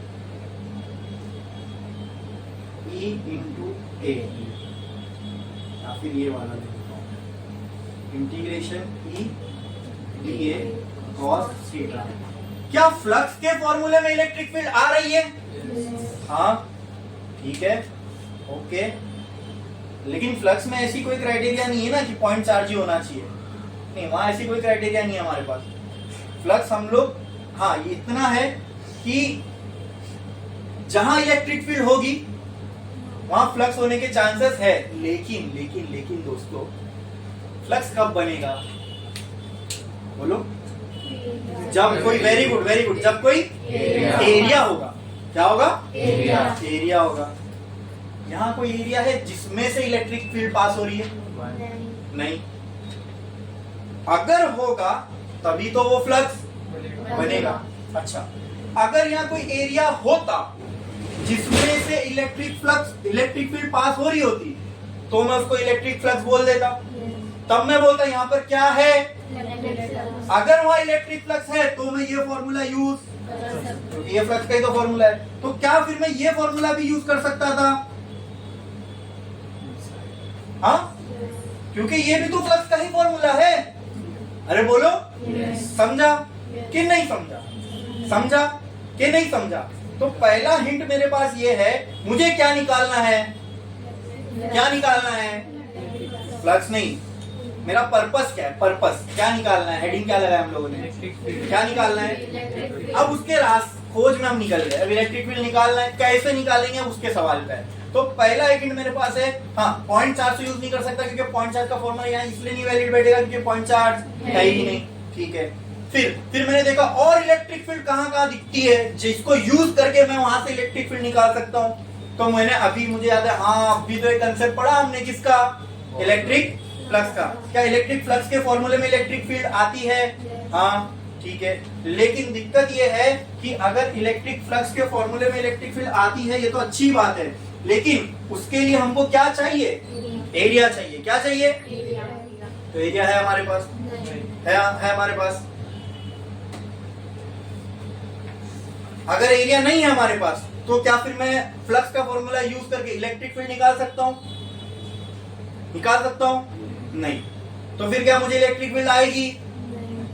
अगर यहाँ मेरे पास एरिया होता तो उसमें से इलेक्ट्रिक फील्ड निकलती, इससे क्या बनता? उससे फ्लक्स मिलता। अगर फ्लक्स मिलता तो फ्लक्स का फॉर्मूला यूज करके मैं उससे क्या निकाल सकता? तो मुझे कुछ ना कुछ इलेक्ट्रिक फील्ड की क्या आती? वैल्यू आती। लेकिन क्या मेरे पास एरिया है? तो क्या मेरे पास फ्लक्स होगा? तो क्या मैं फ्लक्स का फॉर्मूला यूज कर सकता हूं? तो क्या इलेक्ट्रिक फील्ड आएगी? अगर एरिया होता तो फ्लक्स मिलता, फ्लक्स मिलता तो उसको यूज करके इलेक्ट्रिक फील्ड निकाल सकता था। लेकिन एरिया है क्या, तो क्या फ्लक्स निकलेगा, तो क्या इलेक्ट्रिक फील्ड निकलेगी फ्लक्स यूज करके? नहीं। क्यों नहीं निकल रही है? क्योंकि एरिया नहीं है। बराबर। अगर एरिया होता तो फ्लक्स बनता, फ्लक्स यूज करके निकाल सकते। कब? जब एरिया, लेकिन है क्या? नहीं। तो इलेक्ट्रिक फ्लक्स बनेगा क्या? तो इलेक्ट्रिक फील्ड निकलेगी क्या? क्यों नहीं निकलेगी? लेकिन अगर एरिया होता तो फ्लक्स बनता, उससे क्या मिलती? लेकिन कब? लेकिन एरिया है क्या? तो फ्लक्स बनेगा क्या? तो इलेक्ट्रिक फील्ड मिलेगी क्या? तो यहां पर एक चीज की कमी खल रही है। किसकी? एरिया। अच्छा, एरिया। कोई भी एरिया चलेगा? गोवंडी, कुर्ला, चेंबूर लगा दू इधर। हाँ, तो कौन सा एरिया चाहिए अपने को? हाँ, एरिया। हम लोगों को अगर फ्लक्स निकालना है, ठीक है, अच्छा चलो आता हूं उस पर। इतना समझ में आया, एरिया चाहिए। क्या चाहिए? एरिया। Okay okay. तो फ्लक्स का मेरे पास एक फॉर्मूला तो ये दोस्तों, E dot a integration E dot A T D A cos theta. ठीक है, यहां से आप बोल रहे हो एरिया चाहिए। ओके ओके ओके, ठीक है। क्या फ्लक्स का मेरे पास ये भी फॉर्मूला है, Q बाय एप्सिलॉन नॉट? हाँ, आप सोचो दोस्तों, अगर मैं अगर ये करूं, सोच के देखना, ये पूरे की जगह मैं ये टर्म लिख सकता हूं और फिर इलेक्ट्रिक फील्ड को एक जगह लिख के बाकी सबको वहां फेंक दूं, चलेगा? उससे मुझे किसका रिलेशन मिल जाएगा? किसका? हाँ, ठीक है। क्या ये बात से आप एग्री हो? क्या ये बात आपके समझ में आ रही है? अरे बोलो। ठीक है, ठीक है। मतलब उसके लिए अगर मुझे इलेक्ट्रिक फील्ड निकालना है, मुझे फ्लक्स के दो टर्म्स चाहिए। कितने टर्म्स चाहिए? क्या मेरे पास है दो टर्म्स? है दो टर्म्स, ठीक है। लेकिन एक प्रॉब्लम है इस टर्म में, जो मैं सवाल पूछ रहा था वहां उसका जवाब आपको यहां से मिलेगा। एरिया तो चाहिए, लेकिन ये फॉर्मूला मैं तभी यूज कर सकता हूं जब एरिया कैसा हो, सरफेस कैसा हो। Very good. का ये वाला एग्जांपल जब हमने समझा था तो मैंने 2D सरफेस से समझा दिया था। लेकिन अगर ये फॉर्मूला फ्लक्स का अप्लाई करना है, जो किसका है, ये कौन सा लॉ है ये? अगर गॉस लॉ अप्लाई करना है सो वी नीड अ, क्या इस इक्वेशन की जरूरत पड़ रही है? पड़ रही है। हाँ, अगर जरूरत पड़ रही है तो जाहिर सी बात है, अगर हमको ये फॉर्मूला अप्लाई करना है तो हमको जो भी एरिया लगेगा वो कैसा होना चाहिए? 3D। कैसा? 3D। मतलब वो जो सरफेस होगा जिसकी एरिया में से इलेक्ट्रिक फ्लक्स निकलेगा वो कैसा होना चाहिए? 3D surface. कैसा? लेकिन उसको फिजिक्स की भाषा में कैसे बोलते हैं? मतलब मुझे कौन सा सरफेस चाहिए? कैसा सरफेस चाहिए? अगर मुझे फ्लक्स चाहिए तो फ्लक्स तो मैं गॉस लॉ से भी निकाल सकता हूं, बट गॉस लॉ की एक कंडीशन है, it is applicable only on do I need the mathematical relation of Gauss law? Yes. So अगर मुझे Gauss law का mathematical relation यूज करना है तो मुझे फ्लक्स कौन से कैसे शेप में से निकालना पड़ेगा? 3D। ये क्लियर है? क्लियर है? ठीक है, ठीक है, ओके। तो मुझे एक सरफेस चाहिए जिसमें से ये जो इलेक्ट्रिक फील्ड है वो परपेंडिकुलर पास हो। क्या हो? परपेंडिकुलर पास। तो क्या बनेगा? क्या बनेगा? इलेक्ट्रिक फ्लक्स बनेगा। और गॉस का लॉ यूज करके मैं वहां पे मैं इलेक्ट्रिक फ्लक्स का फॉर्मूला अप्लाई कर सकता हूं। क्या ये बात आपकी समझ में आई? क्या ये बात आपको हजम हो रही है? समझ में आ रहा है? क्लियर है? सेंस बना रही है बात?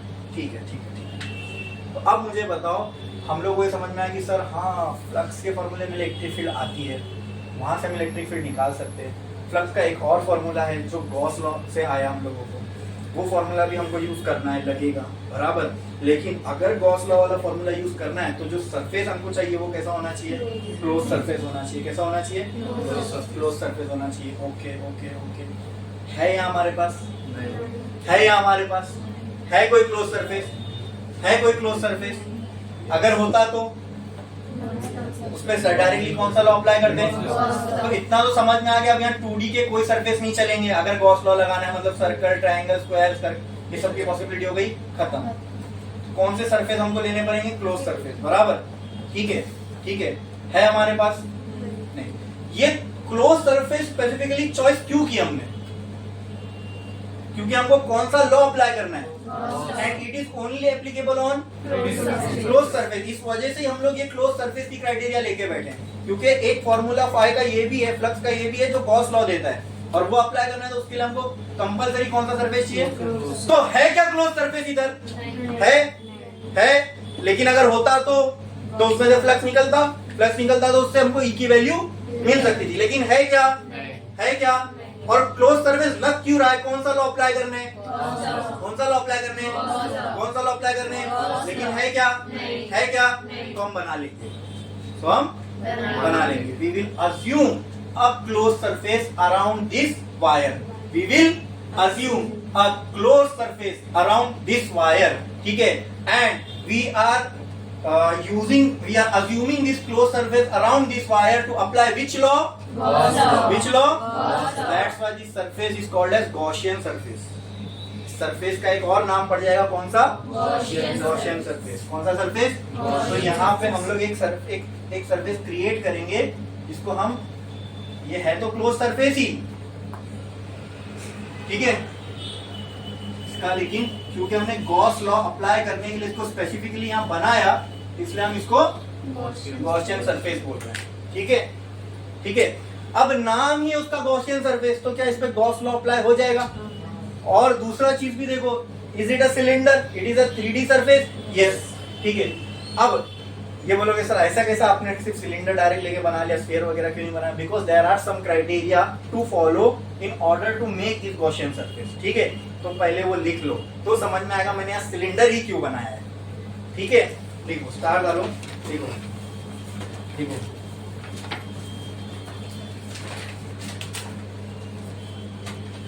ऐसा लिख दो, things to remember while drawing a Gaussian surface.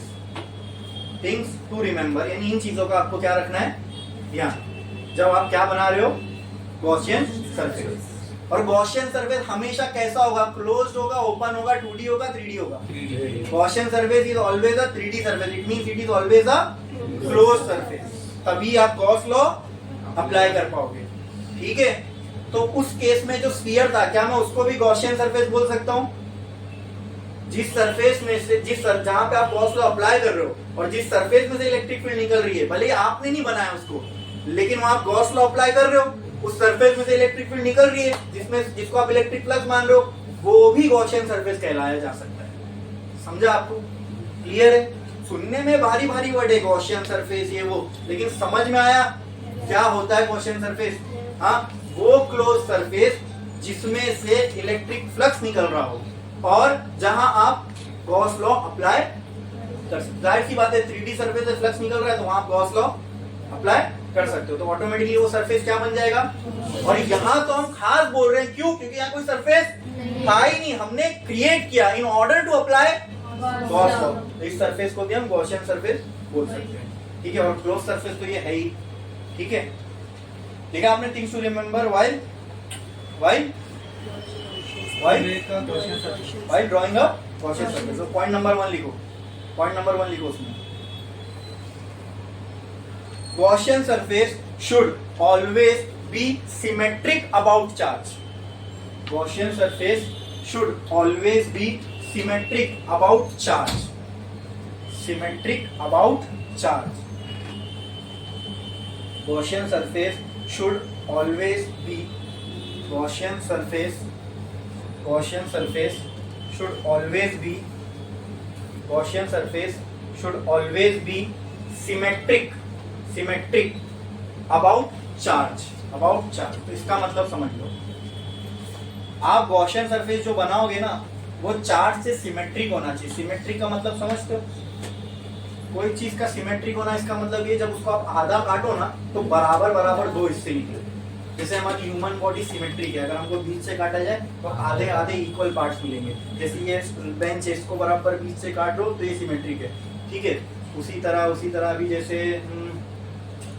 हाँ, ये दरवाजे को बेशक बीच से काट दोगे तो ये सिमेट्रिक है क्या? ये इसको इन सबको हटा दो, खाली रेक्टेंगल को कंसीडर करो तो इसको काट दोगे तो ये सिमेट्रिक है। बराबर क्लियर है? तो ऐसी चीजें जिनको आप बीच से कट करो तो बराबर बराबर दो पार्ट मिले, मतलब सिमेट्रिक, यानी इस साइड उस साइड दोनों बराबर बराबर होना चाहिए, ठीक है। तो पहला चीज ये ध्यान में रखनी है कि गॉस लॉ किससे सिमेट्रिक होना है? चार्ज से। मतलब चार्ज के इस बाजू और चार्ज के उस बाजू बराबर, जैसे मिरर इमेज दिखनी चाहिए। चार्ज के इस साइड जो दिख रहा है वो इस साइड भी होना चाहिए। समझे आप? ठीक है, क्लियर है? पक्का पक्का, ठीक है। तो सिमेट्रिक समझ में आया। जैसे बोर्ड को भी अगर मैं यहाँ कट करूँ बीच से तो ये भी सिमेट्रिक ही होगा ना, यहाँ वहां दोनों सेम। तो पहले तो आपको ये चीज दिख रही है, ये चार्ज है, चार्ज के राइट और लेफ्ट में गॉसियन सरफेस वैसा ही होना चाहिए। अब इसको छुपा दूं तो ऐसा नहीं लग रही है इसकी मिरर इमेज है? हाँ, समझ में आया? तो गॉसियन सरफेस पहले तो क्या होना चाहिए? सिमेट्रिक होना है अबाउट चार्ज, यानी चार्ज के इस बाजू और उस बाजू इक्वल होना चाहिए। क्लियर है? समझ में आया? सेम सेम, क्लियर है? पक्का, ठीक है। अब जैसे अनसिमेट्रिक बोले, ऐसी कोई चीज है, ऐसी, ठीक है, ऐसी ऐसी कुछ, इसको अगर मैं बीच से काटूं तो ये सिमेट्रिक है क्या? नहीं। यहाँ वाला पार्ट इस वाले पार्ट से इक्वल दिख ही नहीं रहा है मुझे, तो this is not symmetric. Symmetric समझ में आता है ना? जैसे सर्कल है, उसको बीच से काट दो तो दो इक्वल पार्ट मिलेंगे, वो सिमेट्रिक चीज हुई है, ठीक है। समझ में आया? तो सबसे पहला पॉइंट क्या है? Gaussian surface should be symmetric about charge. Second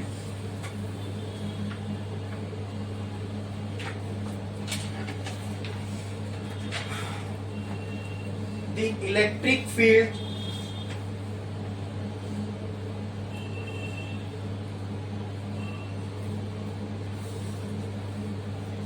the intensity of electric field, ऐसा लिखो, the intensity of electric field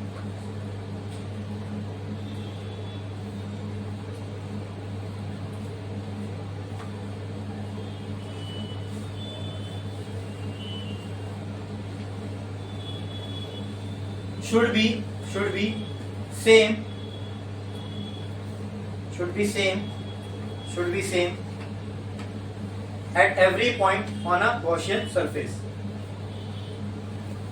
Every point on a Gaussian surface.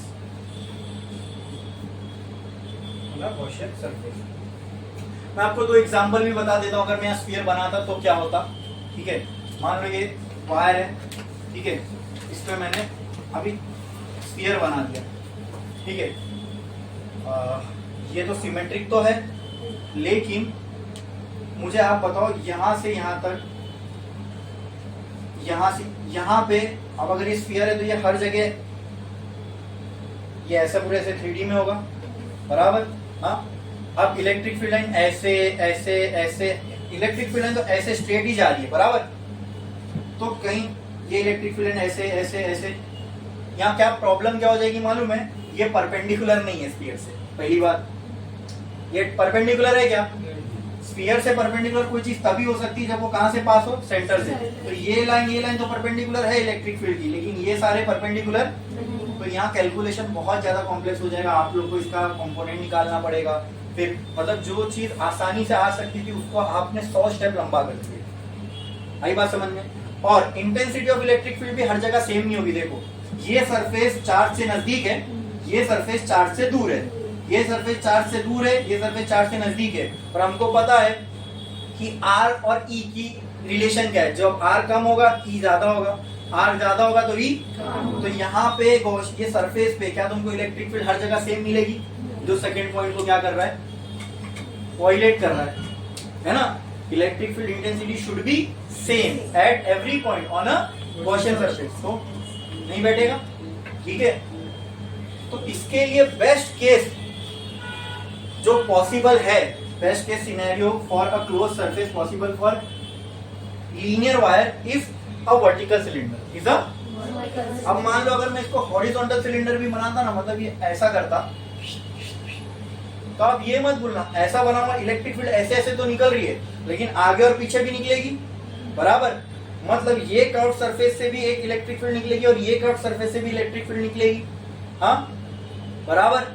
अब उनके लिए जो इलेक्ट्रिक फील्ड निकालना विल बी वेरी डिफिकल्ट, यानी उनकी अगर वैल्यू आपको निकालना है ना तो कैलकुलेशन पार्ट आपका बहुत लंबा चौड़ा हो जाएगा। तो एक तो ये समझने के लिए भी आसान है और कैलकुलेशन वाइज भी ये सबसे जल्दी आपको आंसर ला के देगा। स्फीयर तो अप्लाई कर ही नहीं सकते, क्यों? क्योंकि सेकंड क्राइटेरिया में वैलिड हो जाएगी, हर पॉइंट पे आपको इलेक्ट्रिक फील्ड सेम नहीं मिलेगी। चलो यहाँ चेक करते हैं। हाँ, एक गॉसियन सरफेस मैंने बनाया, लेट से ये जो रेडियस है सिलेंडर का that is R, that is अब सिलेंडर का हर एक पॉइंट हर चार्ज से आर ही डिस्टेंस दूर है और हमको पता है ई की वैल्यू तो डिस्टेंस पे ही डिपेंड करती है। जब ऊपर से लेके नीचे तक कहीं पे भी आर की वैल्यू चेंज नहीं हो रही है तो ये पूरे सरफेस पे कहीं पे भी ई की वैल्यू चेंज होगी क्या? सेम दिस साइड होगी क्या? जैसे ये आर है वैसे ये भी क्या होगा? आर ही होगा ना। तो यहाँ पर भी ई की वैल्यू चेंज होगी क्या? तो क्या दोनों क्राइटेरिया सही बैठ रही है? ये सिमेट्रिक भी है चार्ज से। दूसरा, गॉसियन सरफेस के हर पॉइंट पे इलेक्ट्रिक फील्ड की इंटेंसिटी क्या आएगी अपने को? सेम आएगी। आई बात समझ में? क्लियर है? पक्का? पक्का समझ में आया? इसमें किसी को कोई डाउट? अरे बोलो, गॉसियन सरफेस मिल गया। हाँ, और एक चीज, एक थर्ड पॉइंट लिख लो, the charge should be inside Gaussian surface. The charge should be inside Gaussian surface. ये तो सबसे मेजर चीज है ना भाई। गॉस लॉ अप्लाई करना है तो चार्ज कहाँ होना चाहिए? कहाँ होना चाहिए? अगर मान लो गॉस लॉ मैंने लिया Q अपॉन एप्सिलॉन नॉट, ये क्या होता है? Charge inside. अगर अंदर कोई चार्ज ही नहीं, इसकी वैल्यू क्या हो जाएगी? अंदर कोई चार्ज नहीं है, वैल्यू क्या हो जाएगी? जीरो। तो फ्लक्स की वैल्यू क्या आ जाएगी? तो मतलब ही नहीं बनता जब जीरो आनी है फ्लक्स की वैल्यू, तो गॉस लॉ अप्लाई करके कोई फायदा है क्या? नहीं। गॉस लॉ तभी अप्लाई हो सकता है जब चार्ज कहाँ हो? अंदर। तो आपको गॉसियन सरफेस ऐसा बनाना है कि चार्ज ऑटोमेटिकली उसके कहाँ आ जाए? अंदर। सब क्राइटेरिया इस पे फॉलो हो रही है, बैठ रही है, बराबर। सिमेट्रिक भी है, इलेक्ट्रिक फील्ड की गॉसियन सरफेस पे वैल्यू भी सेम आएगी क्योंकि आर हर जगह क्या है? सेम है। समझ में आया? क्लियर है? इसमें किसी को कोई डाउट है? और तीसरा, चार्ज भी सरफेस के कहाँ आ रहा है? अंदर आ जा रहा है। बोलो क्लियर है? ठीक है। तो पहले तो हम लोग फ्लक्स का फॉर्मूला यूज करते हैं क्योंकि उसमें इलेक्ट्रिक फील्ड आती है। फ्लक्स का फॉर्मूला क्या है? इंटीग्रेशन ऑफ क्लोज सरफेस, अभी ई डी ए कॉस थीटा। अब ये कौन से सरफेस पे हम लोग इसको अप्लाई करने वाले हैं? क्लोज सरफेस पे। तो उसके लिए ना दोस्तों मैं यहाँ पे एक सर्कल बना दे रहा हूँ टू रिप्रेजेंट क्लोज सरफेस। मतलब हम लोग ये इंटीग्रेशन किस पे करने वाले हैं? एक क्लोज सरफेस पे। किस पे? इसलिए मैंने ये साइन लगा दिया। क्लियर है? ओके, चलो। फाई इज इक्वल टू ई, तो सेम है। क्यों सेम है? क्योंकि सर ई की वैल्यू चेंज होगी नहीं, आर तो चेंज हो ही नहीं रहा है, मींस ई बिकेम कांस्टेंट। ई बिकेम कांस्टेंट है तो कहां आ जाएगा? इंटीग्रेशन के तो लाएंगे उसको बाहर। लेकिन पहले एक काम करते, ये क्लोज सरफेस को हम लोग तोड़ देते कुछ पार्ट्स में।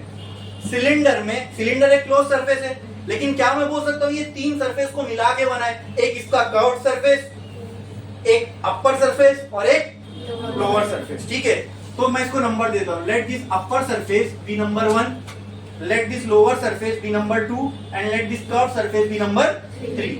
अब मैं इनको तोड़ के अलग अलग इनको इंटीग्रेट करता हूँ। तो देखो कैसे आएगा? Integration of first surface E D A cos theta plus integration of second surface E D A cos theta plus integration of third surface E D A cos theta. मैं यहाँ पे भी लगा देता हूँ 1 2 3। बोलो क्लियर? बोलो समझ में आया? ठीक है। चलो अब आप ध्यान से देखना और मुझे बताना दोस्तों, what is this theta? What is this theta? नहीं, मुझे थीटा किसके बीच का एंगल होगा?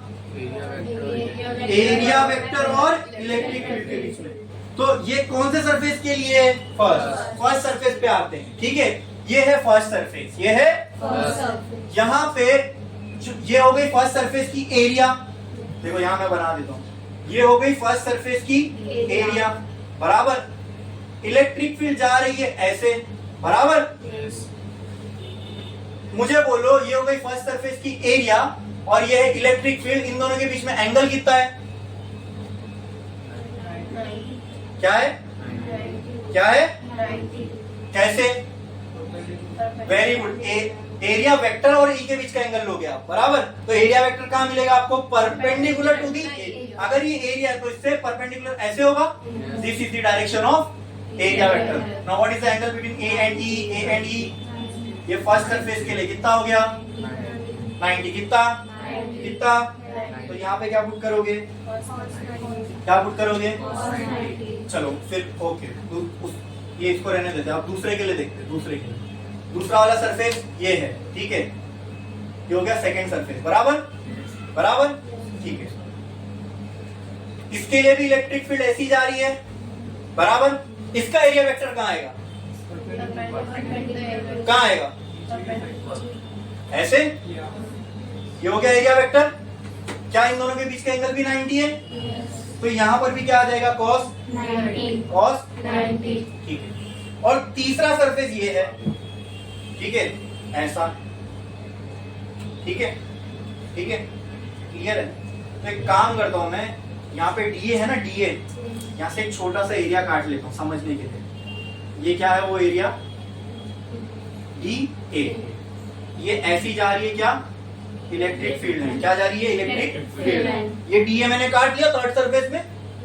यहाँ पर आप डीए भी काटते तो भी उसका एरिया ऐसी, एरिया वेक्टर ऐसी आता। यहाँ डीए काटते तो उसका एरिया वेक्टर भी ऐसी आता। अब ये क्योंकि कर्व सरफेस है, समझने में मुश्किल होगा, इसलिए मैंने क्या किया? एक छोटा सा एरिया यहाँ कट कर लिया। अब ये हो गया वो एरिया, डीए है ना यहाँ पे, छोटा सा एरिया कट कर लिया। अब मुझे बताओ इसका एरिया वेक्टर कहाँ पे होगा? राइट।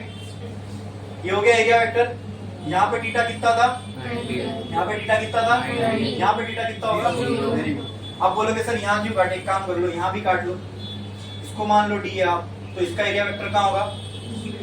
यहाँ पे इलेक्ट्रिक फील्ड भी तो ये डायरेक्शन में ना, तो यहाँ पर भी अगर मैं यहाँ काट के भी निकालूं तो भी थीटा कितना आ रहा है? 0 ही आ रहा है। कैसे भी देख लो, आई बात समझ में? क्लियर है? समझा? अच्छा, तो अब मैं इसको यहाँ पुट करता हूँ, यहीं पे पुट कर दूं, चलेगा? देखो phi is equal to integration 1 e dA 1 cos 90 plus integration second e dA 2 cos plus integration 3 e dA 3 cos। अब ये टर्म पूरा क्या हो जाएगा? cos 90 is 0। तो ये दोनों भी पूरे क्या हो गए? 0। तो क्या बचेगा वहां पे? खाली phi will be equal to integration of third surface e dA 3 cos 0। तो क्या हो जाएगा? लिखने की जरूरत ही नहीं है, यहाँ लिख दूंगा मैं cos 0 इक्वल टू 1। बोलो क्लियर है? बोलो क्लियर है? अब यहाँ हमने देखा e क्या था? कांस्टेंट। क्या था? तो इंटीग्रेशन क्या बचेगा? थर्ड सरफेस का, बराबर। अच्छा, अब इंटीग्रेशन ऑफ dA 3 क्या आता है? चलो देखते हैं। What is this? Curved surface, है ना। ये dA मैंने कहाँ काटा था? सिलेंडर के कर्व्ड सरफेस पे, बराबर। अब इसका इंटीग्रेशन करना है, मतलब सारे डीए को क्या करना है? ऐड। तो सारे डीए को ऐड करोगे तो तुमको क्या मिलेगा?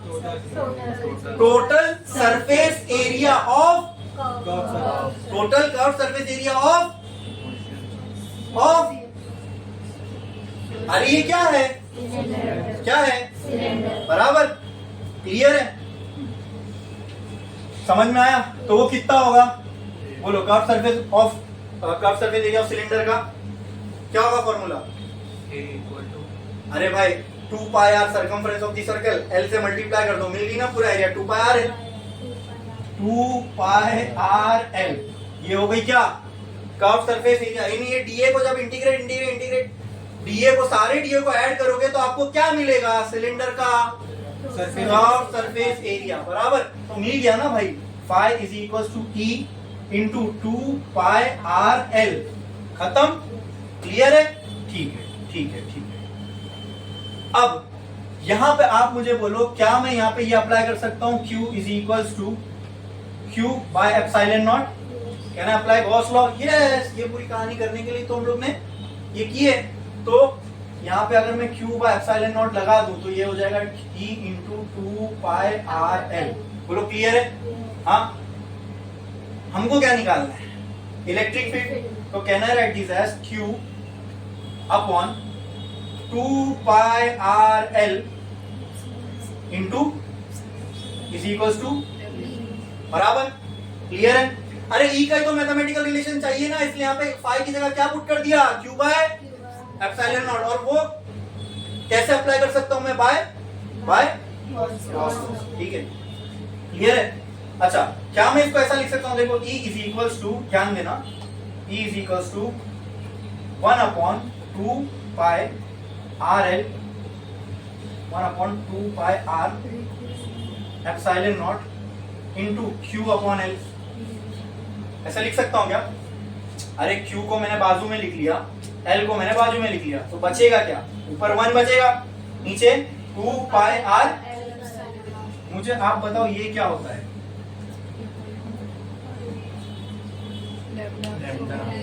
Very good, lambda. Infinite wire है, हम लोग इनफाइनाइट के लिए तो निकाल ही नहीं सकते, ठीक है? तो E की क्या वैल्यू आ गई, lambda upon 2 pi R epsilon. This is the formula for electric field due to infinitely long straight wire. समझे? क्लियर है? इसमें किसी को कोई डाउट? अच्छे समझ में आया? एकदम क्लियर? अब आप सोच के देखो दोस्तों, क्या ये पूरा कंसेप्ट आप बिना इलेक्ट्रिक फील्ड जाने, ये डेरिवेशन क्या आप इलेक्ट्रिक फील्ड जाने बगैर कर सकते थे? क्या इलेक्ट्रिक फ्लक्स जाने बगैर कर सकते थे? क्या ये लैम्डा का रिलेशन जाने बगैर कर सकते थे? क्या गॉस लॉ मालूम होने बगैर कर सकते थे? और ये सब कहाँ पे है, 11th में है, ठीक है? इसलिए मैंने कहा ना, मैं बहुत टाइम देता हूँ और बहुत सोच समझ के यहाँ पे जो भी चीज पढ़ाता हूँ वो आपके सामने आती है।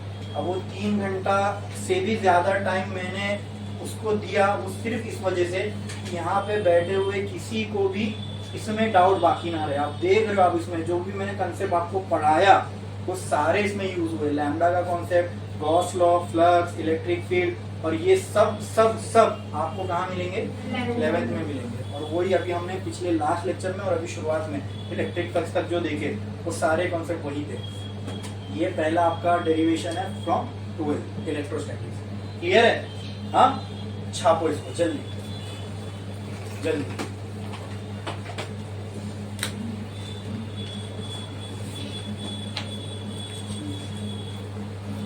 अच्छा, ये आप अपने समझने के लिए लिख लेना साइड में, ठीक है? ये डेरिवेशन का पार्ट नहीं है, इसके बाद सीधा वो आएगा, ये पार्ट नहीं लिखना है आप, ठीक है? छापो जल्दी।